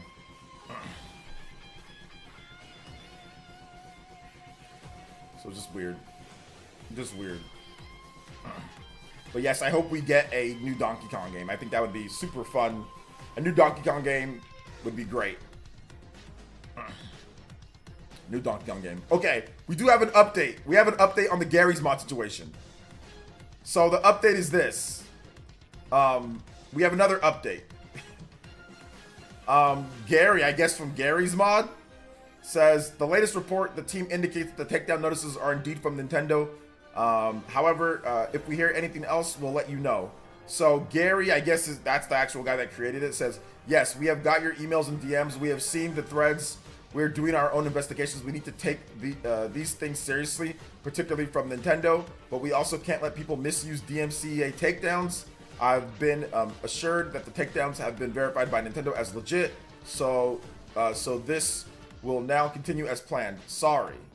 So yeah, no more playing a bunch of Nintendo stuff in Gary's mod unless you download them and hold on to. I don't know how Gary's mod works. To be honest, I never played the game. So yeah, I never played it. So yeah, we have a confirmation though. Do you think Nintendo would run out of ideas? Been wondering about that for a long time. No, they wouldn't run out of ideas because you never have enough time or money to get everything that you want to ever get done. And there's so many ideas that are discarded that you could always just go back to the discarded ideas, like in your docket planners and stuff like that, in your setups. There's a million ideas that are always there that don't make it into games. And there's just not enough time in your life, or not enough time with the days in a year that you'd ever run out of ideas, you know? So no. A lot of Nintendo recycles a lot of their old ideas into games. Like they recycle a lot, but there's still a lot of ideas that weren't there. Like if you watch like the GDC, Nintendo will sometimes give us a look at some ideas that didn't make it into games. Like there was one idea in Super Mario Bros. Wonder where like you're like a big old school classic Mario head and like you're just hitting things. Like it's like the old school Mario. So it's like crazy stuff like that. That might be recycled into a different Mario game, right? Levels, different type of things, ideas. So no, it never really stops because you have a bunch of different people. You know, different people have different ideas. And once again, you have more people than days in the year or, you know, years that you'll live. There's more than, you know, like let's just say average would be like, let's just say you live 80 years old, right? There's one more than 80 people that have creative minds at Nintendo. So no matter how long, you're always gonna have somebody that has an idea that has something to do because there's just more people than years you'll even be on the planet, you know? So no, they'll never run out of ideas, you know? They might not all be the best ideas, but you'll never run out of ideas. We're not listening to this song. So yeah, any updates on the deck video? It's coming. Once I get my my office set up, it's coming. So maybe late May, April, or sorry, not April, late May, June. Exactly, like the Bionis shoulder. The Bionis shoulder was cut out of the original Xenoblade Chronicles game. They repurposed it and put it right back in for future connected. So there'll always be something, man. There'll always be something.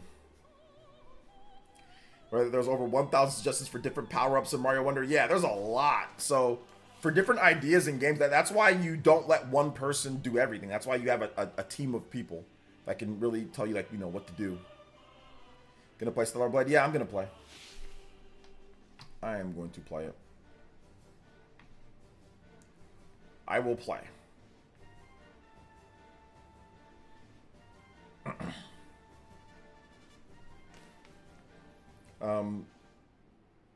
So yeah, I do want to see Nintendo take a big swing. They can absorb a risk.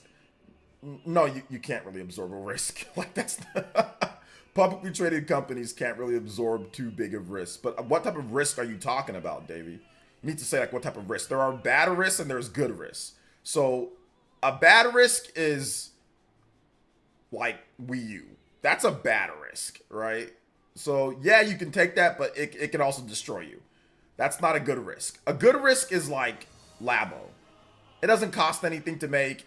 It's not the core essential part of your strategy. If it fails, it's not that big of a deal. But a bad risk is like Wii U, right?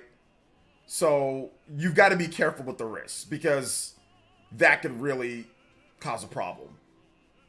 You know? IP revival? Which IP?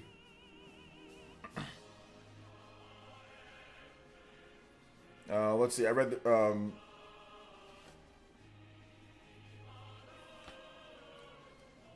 shout outs to Ryan Tyler though. Good to see you here, man. Welcome.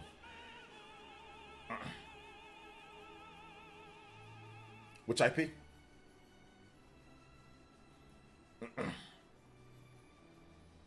Good question. Good question. Which IP? Which one? What's up, OJ? Hope you're having a great night. I'm having a good night. How are you? I mean, because there's always calculated risks, like Astral Chain. That's a risk. It's an expensive game to make. They took a risk. It ended up working out. ARMS. Brand new IP. Calculated risk. Pretty good. Not a bad. Star Tropics. No. That's not worth the risk.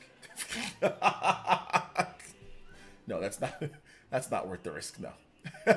Like, put a lot of money and effort into it. Star Tropics?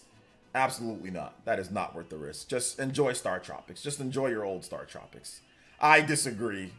I do not think that's worth the risk. Maybe putting money into like F-Zero or putting money into like Star Fox or putting money into something like that. But Star Tropics, absolutely not. Absolutely not.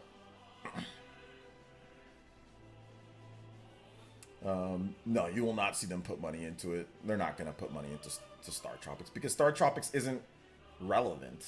It's you play as somebody with the yo-yo and you're jumping around in like the jungle. Like, I played Star Tropics and it's not even that great of a game. Like, it's okay, but it's not even like great. It's just okay. Like, it's just a okay game. there's definitely better risks to take. So like F-Zero, Star Fox, you know, something like that would probably be a better risk. Like a bigger, like if you're gonna put some big money into something, it'd be something like that. It wouldn't be something like Star Tropics, which you'd be struggling to even think about what was the genre of the, like what's the game, like how do you make that game? What is it gonna be? Are you gonna be like a kid jumping around with a yo-yo in the jungle, like jumping around on little areas and hitting people with yo-yos? Is that what you want to bring, like put money into? Like I don't think that's a good idea. But that's just me. If you think that they should bring it back, that's fine. We've had other people say bring it back as like a survival game or something. I don't know. I don't know what you do with it. But yeah. Custom Robo. That would be I think that would be a good game to maybe. I mean, I wouldn't invest in Custom Robo. Like if I had to pick, like I wouldn't put money into it. But I mean, I can see something like that, yeah. Like, you know, turn it into like some type of Gundam, you know. But I wouldn't put money into it. But yeah, I can see that. Star Fox actually has had success before. It's a risk, but it's had way more success. So I would say Star Fox. That, I mean, if I had to do something. Revive Rayman. Nintendo does not own Rayman. That is Ubisoft. So yeah. Keep playing Xenoblade Chronicles 1, Skylar.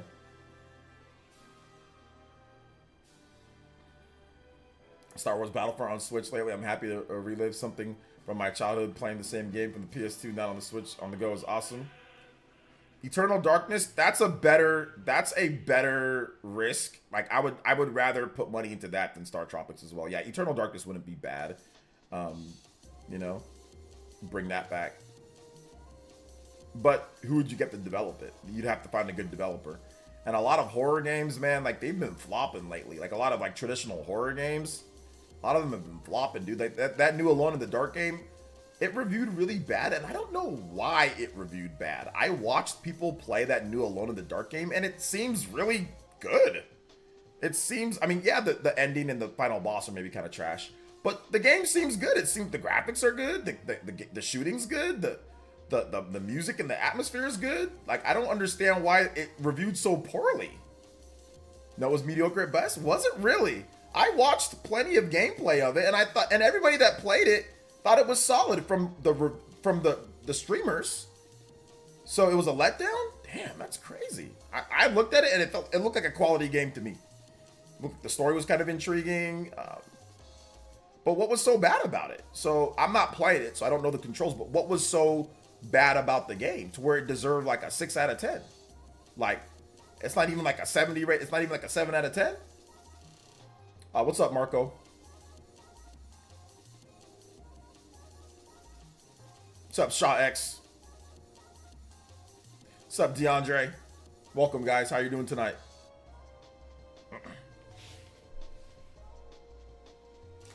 Janky controls and very few enemy types. Okay. But weren't the janky controls on purpose, kind of like to be like a little bit like Resident Evil, like tanky type of stuff? Like that's what some of the streamers were saying, but you know, I didn't play it, so okay, maybe that's the case.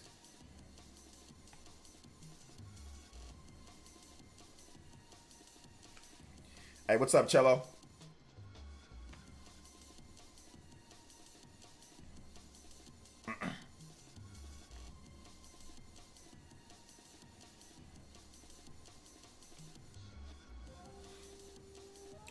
Let's see. Great Puzzle Jake felt like they ran out of money. Really? Okay.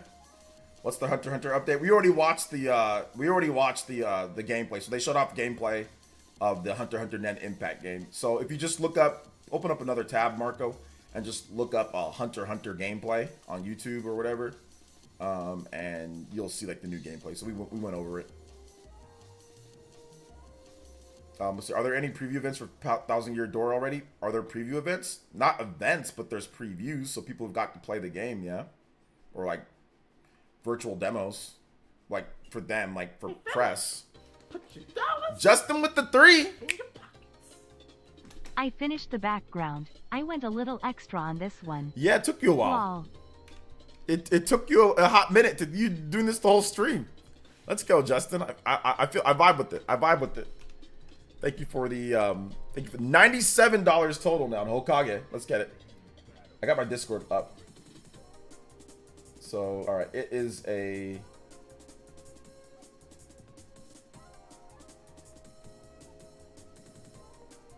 All right, here we go. We're about to have some greatness here. All right.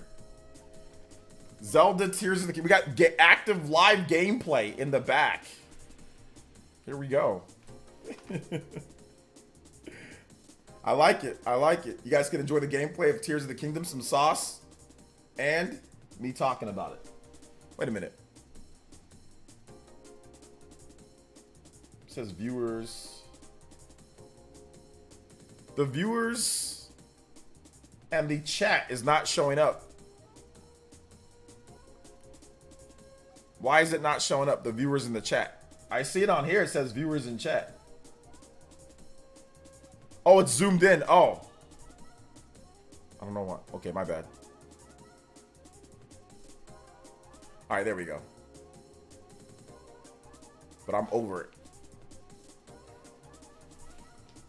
Yeah, I'm over the viewers part. So I gotta move over a little bit. There we go. I gotta move right underneath. Here we go. I gotta move there. PlayerEssence is right there. Let's go. Where is Link going? It's supposed to be like a virtual tour. He's going all over the place. He's exploring Hyrule. He's exploring everywhere.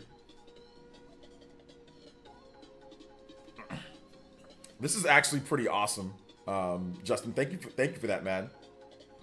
Reviving Wario Land and Kid Icarus would be cool. I would be down for a high-end Kid Icarus. I will say this: we failed though. I failed you. Your dad or your cousins or whoever failed you because they put a lot of money into Kid Icarus Uprising. They put money into that game, and it basically did not live up to, or it did not sell like it needed to sell, man. So that was very unfortunate. Very, very, very unfortunate. So yeah, very unfortunate.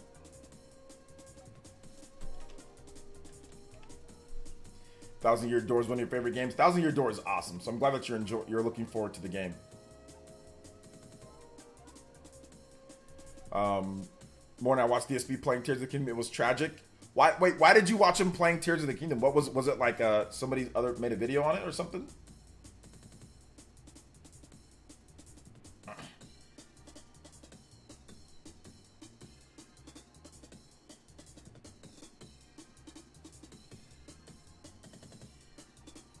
Yeah, Justin makes pretty damn good backgrounds. Pretty damn good backgrounds.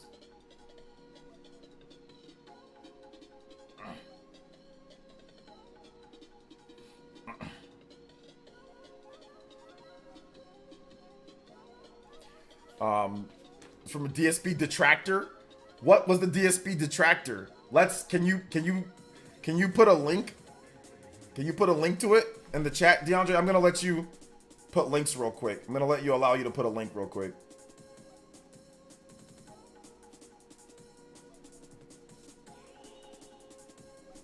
All right, DeAndre, can you put a link to it so we can watch it? I know he sucked at the game. Like, I did see him just be trash at it. It'd be cool if we can watch it.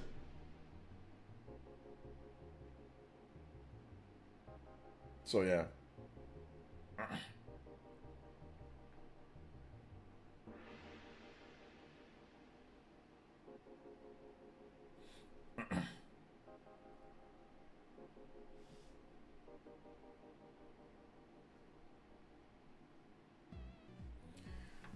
Yeah, 1 second. All right, I got you.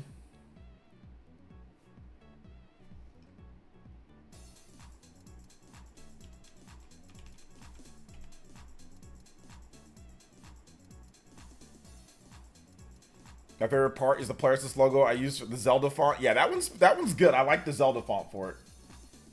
I like the Zelda font for it.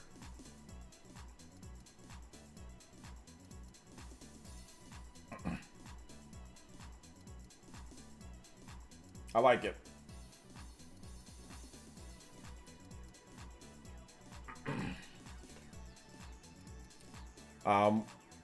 Looks good. It looks really good. I like it.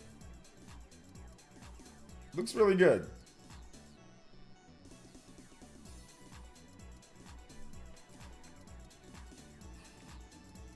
I'm waiting for that. DeAndre's gonna link us that thing so we can watch it.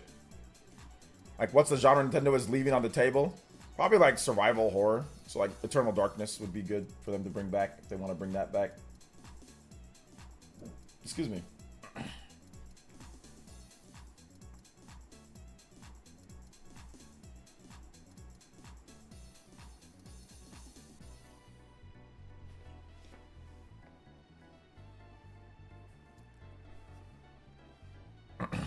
When's the next stream, OJ?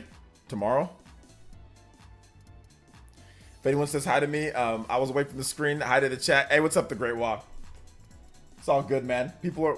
Everybody says, "Yo, say what up to the Great Wah." He's back. We out here.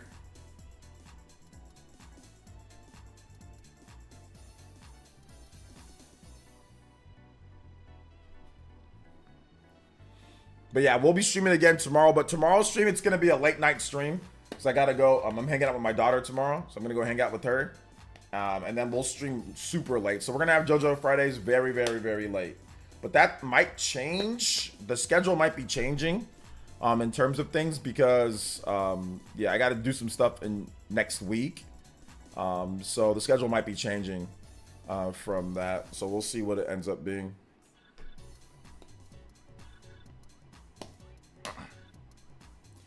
Kid Icarus Uprising would be a good investment. I think so, but people would have to buy it, man. Like, it's one thing to invest into something, but Kid Icarus Uprising on the 3DS was incredible, and people didn't buy it like that. That should have sold like 4 or 5 million copies. It only sold like 1 million copies. So that's the problem. It's like, and it was a fantastic game. So you can invest into something that you want and think that, and it can be a good game, but that doesn't mean people are gonna buy it. So yeah.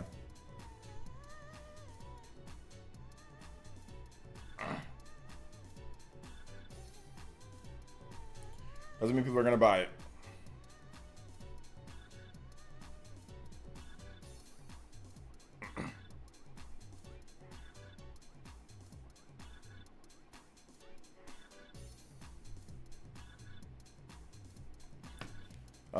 Had to search for it. All right, cool. We got it. Ladies and gentlemen, we got it. All right, so what Detractor was... I want to see what Detractor was actually doing this. That's the funny thing.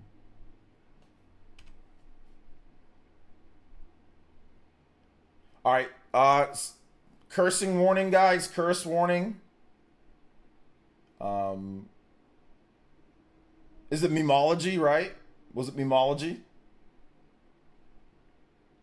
So yeah, curse warning, guys. Curse warning. Okay, there is some curse words in here. So, kids, earmuffs, all that stuff.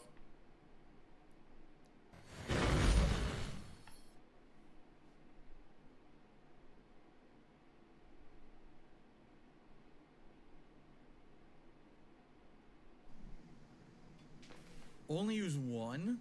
Only use one fan. Seriously.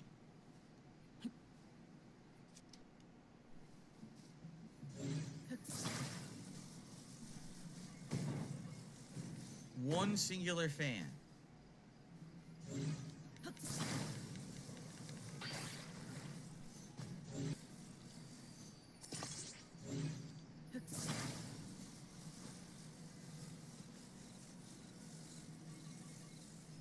No, this is not Team of the Kingdom. This is not randomizer. No, it's the regular standard game.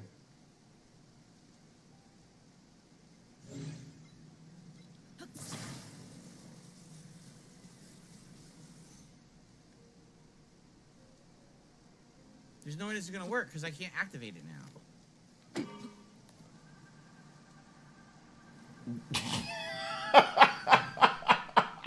Did he really think that was gonna take him up? Did he really think that was gonna take him upward with having? Okay, I give up. I don't care. I really don't care. I'm not gonna do it. Who fucking cares? Very good. Final Slayer of Badam, nobody cares. So please stop. Because I don't even want to know. I seriously don't even, I don't even care if it's positive. I don't even want to know. I can't do this till I'm tougher. So forget this. I guess this is the Rito one, right? That's the Rito region. This is the Gerudo region. So why don't I just head due west and see what's due west.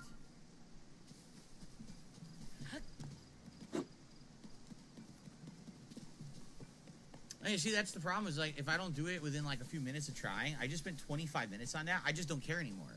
I'm a streamer, I have to make progress, I'm not gonna fucking sit here and waste all my time.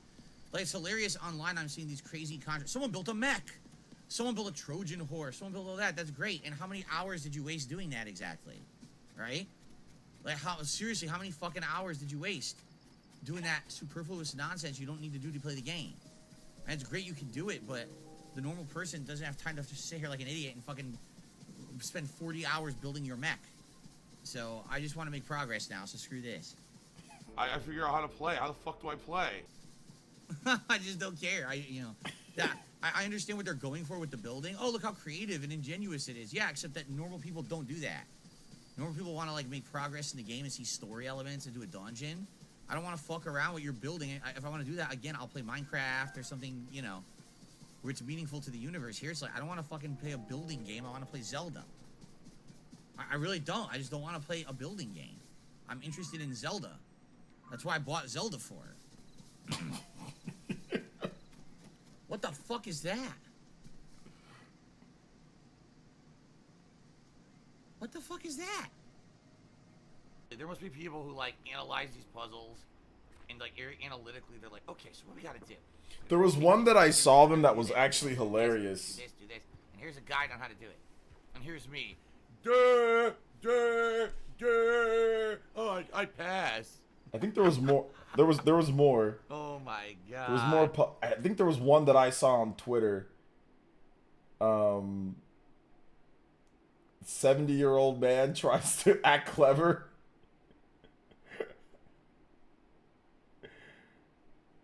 Oh my goodness, there's so many good Zelda videos.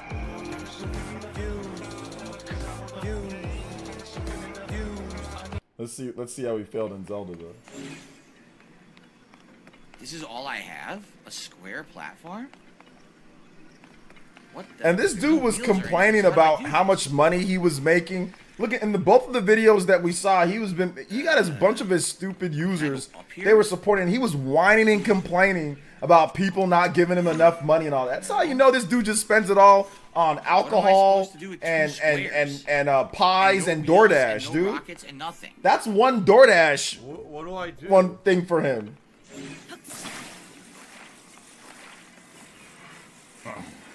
And mobile games and all this nonsense.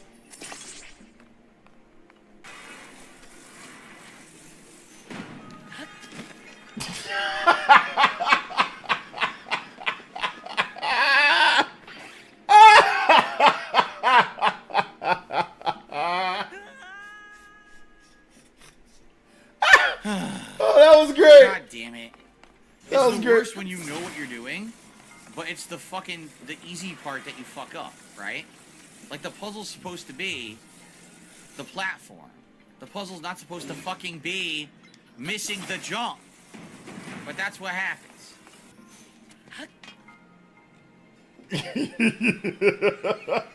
Uh-oh.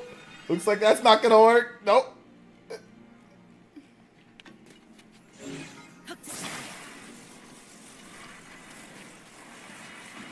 He doesn't rotate it. He just moves his body. Oh, look, no, don't do that. Don't do that. No. It's moving inward. Get off of it. Oh, my God. Okay.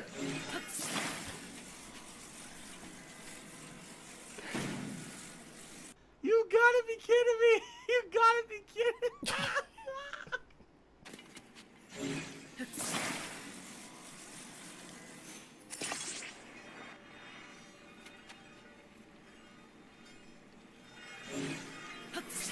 I mean, it looks like maybe you're supposed, like, I forgot what you're supposed to do here, but isn't it like you can use, There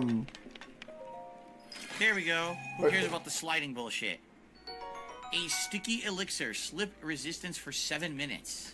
Oh boy. I love being sticky resistant for 7 minutes. Oh my god! Oh!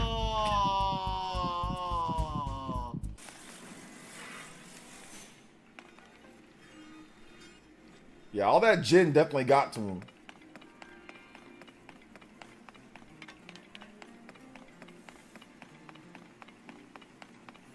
I'll be honest, man. I made some mistakes too when I'm playing. I made some stupid stuff, but this is definitely some really stupid. Like this is some really stupid stuff that he's doing.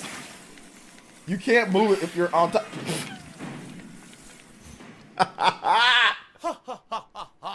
Basically, you have to make something that's going to glide and not fall off. So it has to have like stability somehow. How would I do that? How would I have something that has like a size and stability? You turn it upside down, you idiot! You make it with wings and turn it. Yes, that's what you do. Just like that.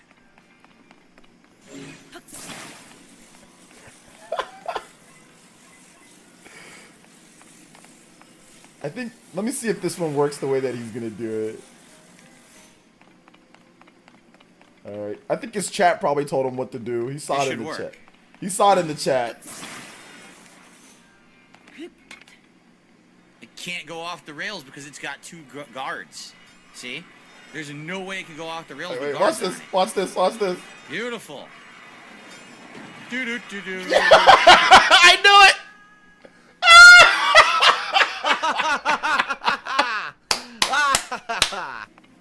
I knew that was gonna happen, bro. I knew that was gonna happen. Absolutely should work. There's no way this could go off. This will absolutely positively make it. No, you need to build chance of failure 3 whatsoever. Engineering, mastery. Here we go. Okay, is he gonna make it? Time to fly. Okay, he made it. I think. Okay, yeah, that one did it. I'm experienced. Oh yeah.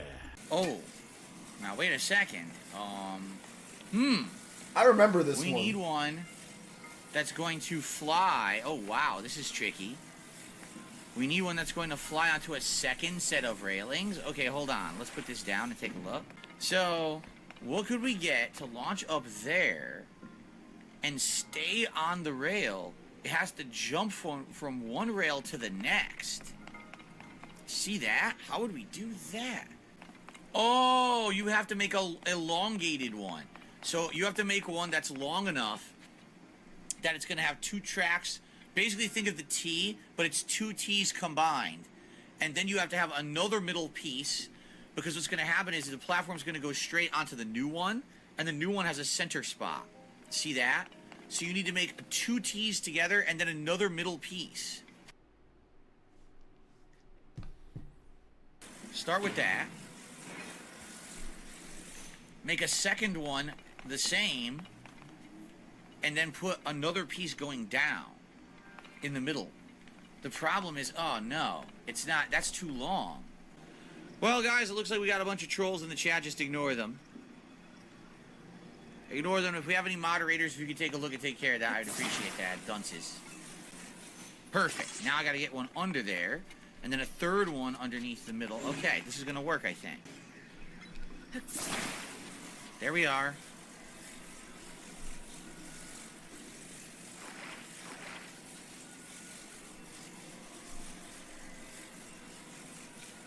I think that should work. I think it's gonna work. Just put fans on it now.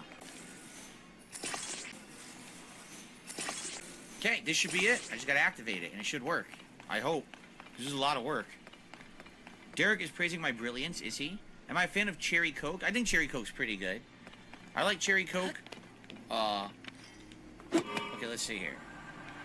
Will this work? This is gonna be interesting. Oh. I think it's probably gonna fall. No. Yeah. It's not strong enough. Well, shit. What do I do then? I think lots of people went through this though, you know, overall. But yeah, thank you for the DSP link. The other ones were hilarious though, in terms of like what happened and all that. Those ones were really good. This game can be difficult, but the one that I saw that I remember him doing was the one like where like you take like a bunch of like the balls that you have to like push into like an area, and then like it opens the door, and he was like trying to attach all of them using like the fuse or ultra hand. He was trying to attach all of them with ultra hand. Which was hilarious. When he could just push them. Christian with the 3. Were you one of the trolls in DSP's chat, OJ?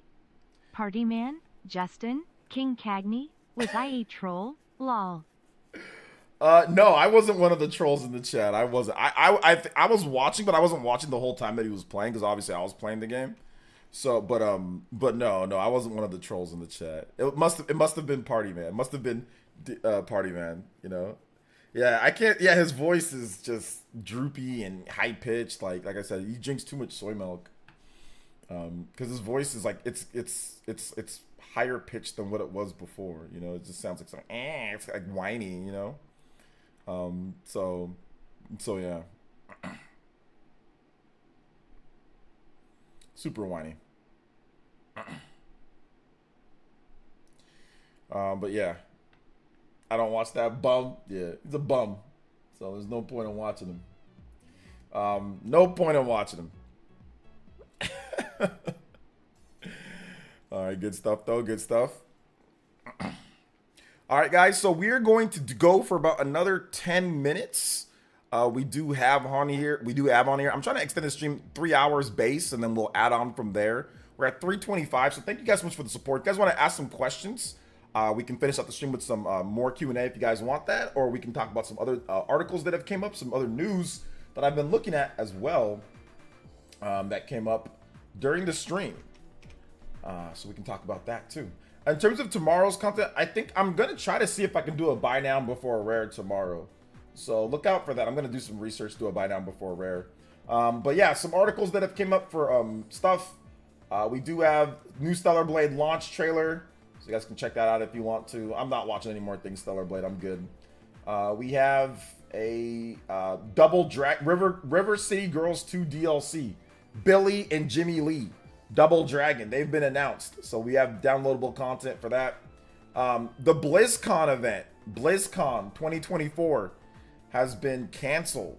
So BlizzCon, that's usually a pretty big event, right? I've never went. I would never even think about going to a BlizzCon event. That's just a waste of time. But there are other people who feel differently. So here's the message from Blizzard, Activision Blizzard, when they said about BlizzCon. After careful consideration over the last year, we at Blizzard have made the decision to not hold BlizzCon 2024. This decision was not made lightly, as BlizzCon remains a very special event for all of us, and we know many of you look forward to it. While we were approaching this year differently, as we have explored different event formats in the past, rest assured that we are just as excited as ever to bring BlizzCon back in the future years.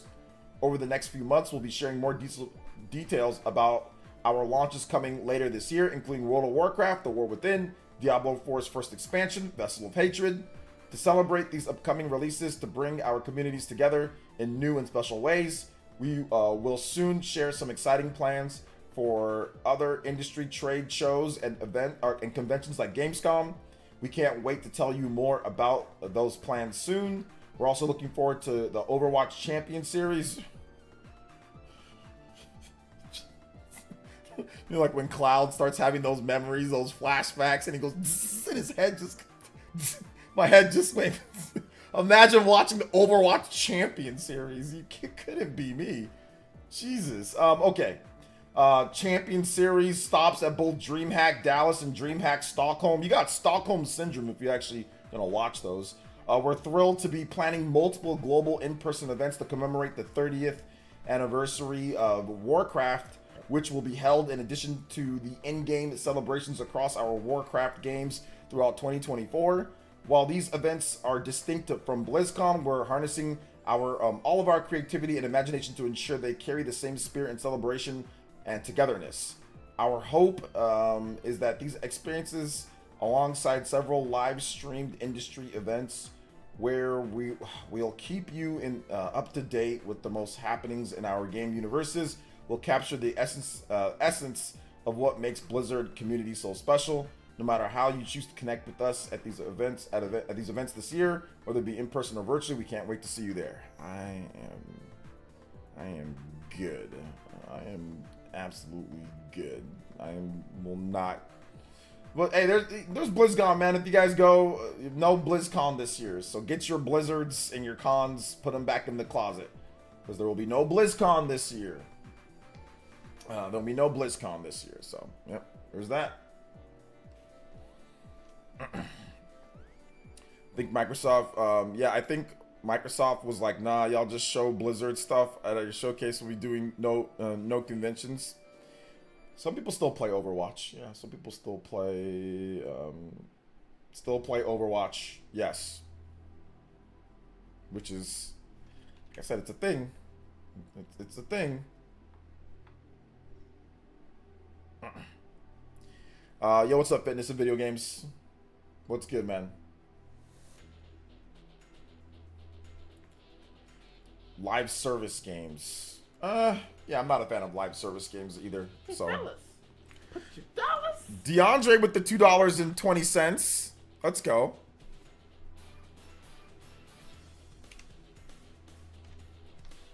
And I think he has a. Do you have? Okay, sorry, I was waiting for it to be read. Xenoblade 3 Bravery theme. Yes, I'm at that part. Okay. Yeah, I thought that it was gonna read it, but it needs to be a certain amount for the text to speech to read. So let me see here. Xenoblade Chronicles 3 Bravery theme. I think that is the. I think it's this one right here. I'm pretty sure there's a chance they'll never comes back. Look at what happened to E3. Yeah, it could be. It could be. I don't trust anybody at that place anyway, so. Is this the track that you're looking for? Hi, LJ. Loved your anniversary video for Future Redeemed. Xenoblade Chronicles 3 was my first in this. What? Xenoblade Chronicles 3 was the first in the series. It's good. It's, is there a good lore video you'd recommend to get the whole story? There is, but I would say play the games instead, Black Boo. I would say if you can, there are videos. But I highly recommend actually just playing the games instead of jumping into the third game because now you're confused on everything. So I highly recommend playing the games if you can, if you have time. But if you go to a YouTuber called Link-A-Lot, he has summarized the first and second game. So if you just type in Link-A-Lot, Xenoblade Chronicles, it'll pop up. The video will pop up. But I highly recommend playing the games if you can. The ship is called okay, the ship theme. Okay, Xenoblade Chronicles 3 ship theme. Will your new video spoil anything any Xenoblade? No, there's no spoilers in the video.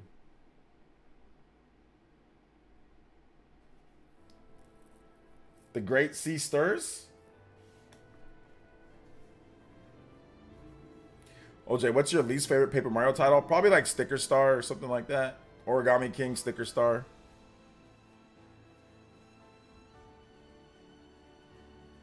Is this it? OJ, so yeah, my new Xenoblade video does not spoil anything. It's just going over why Xenoblade Future Redeemed is so good. But it doesn't actually show any scenes or spoilers or anything like that. And I mean, like, if there is, like, you don't know the context of it. There's nothing that you can, nothing's actually spoiled. So, there's the video if you want to check it out. Hated Sticker Star. It's my least favorite. Yeah, Sticker Star is terrible. Most of the Paper Mario games aren't good. Like, a lot, well, not most, but a lot of Paper Mario games, like, are not, like, great. I mean, they're okay. But, like, really, for me, the only Paper Mario games that I actually like are 64 and 1000 Year Door. Those are like the only two that I actually like truly like, you know? So.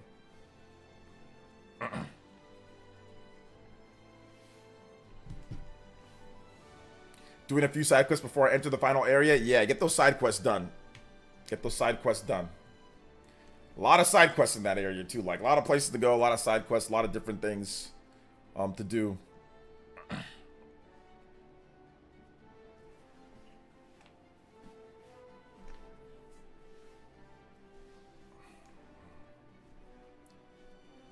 Remember when DSP finished Tears of the Kingdom, he struggled fighting against Ganondorf?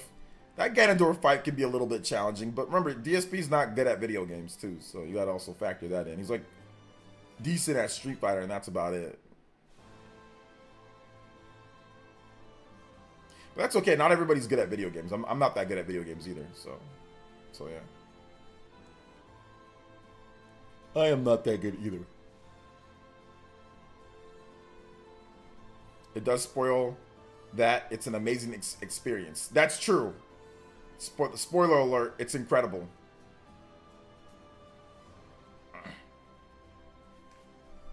I don't think there's a genre called kiddie games. I don't think you really ever plays anything like a kiddie game. But, okay.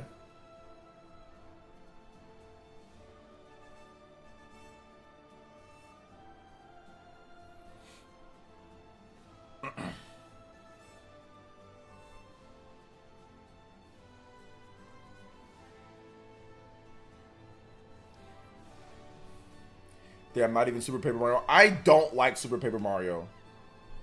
No, tomorrow I'll be streaming later. I'll be streaming like around maybe 10 o'clock Eastern time tomorrow. Just because I have a visit with my daughter that I'm very much looking forward to going, because we go get something to eat and then we hang out. So, so yeah.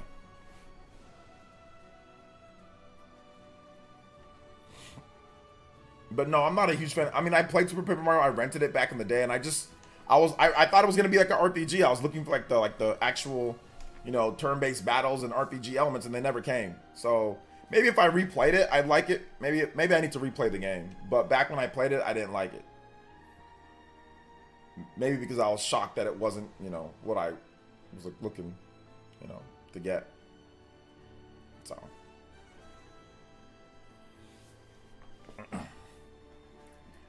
I'm not sure what we're gonna have tomorrow, Skylar. We'll have something. We'll get her something, but we'll see. But all right, guys, we are going to wrap it up for today's video, or today's stream. Sorry, excuse me. If you have not seen my video, shout outs to the 37 on the combo board. Thank you guys so much.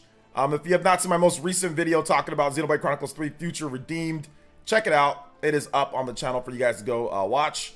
So thank you guys so much for the support today. I appreciate it. Shout outs to Justin. I don't know what we're gonna have, Skylar, man. I'll let you know once we the next stream that I do. I'll let you know what we have, man. So yeah, I don't know what we're gonna have. Oh, let's see here. Can I get a shout? Oh, was that you? Hey, yo, Aldrich. Yes, absolutely. I'm gonna have you once we get the revamp done. I'm gonna have you do some more work. Yes, absolutely. Shout outs to Aldrich. You guys give some love for the profile picture. Fantastic artist that made the profile picture. Let me use it. But yes, I am definitely gonna get you to do some like banner work and all that for me. So yeah, we doing it.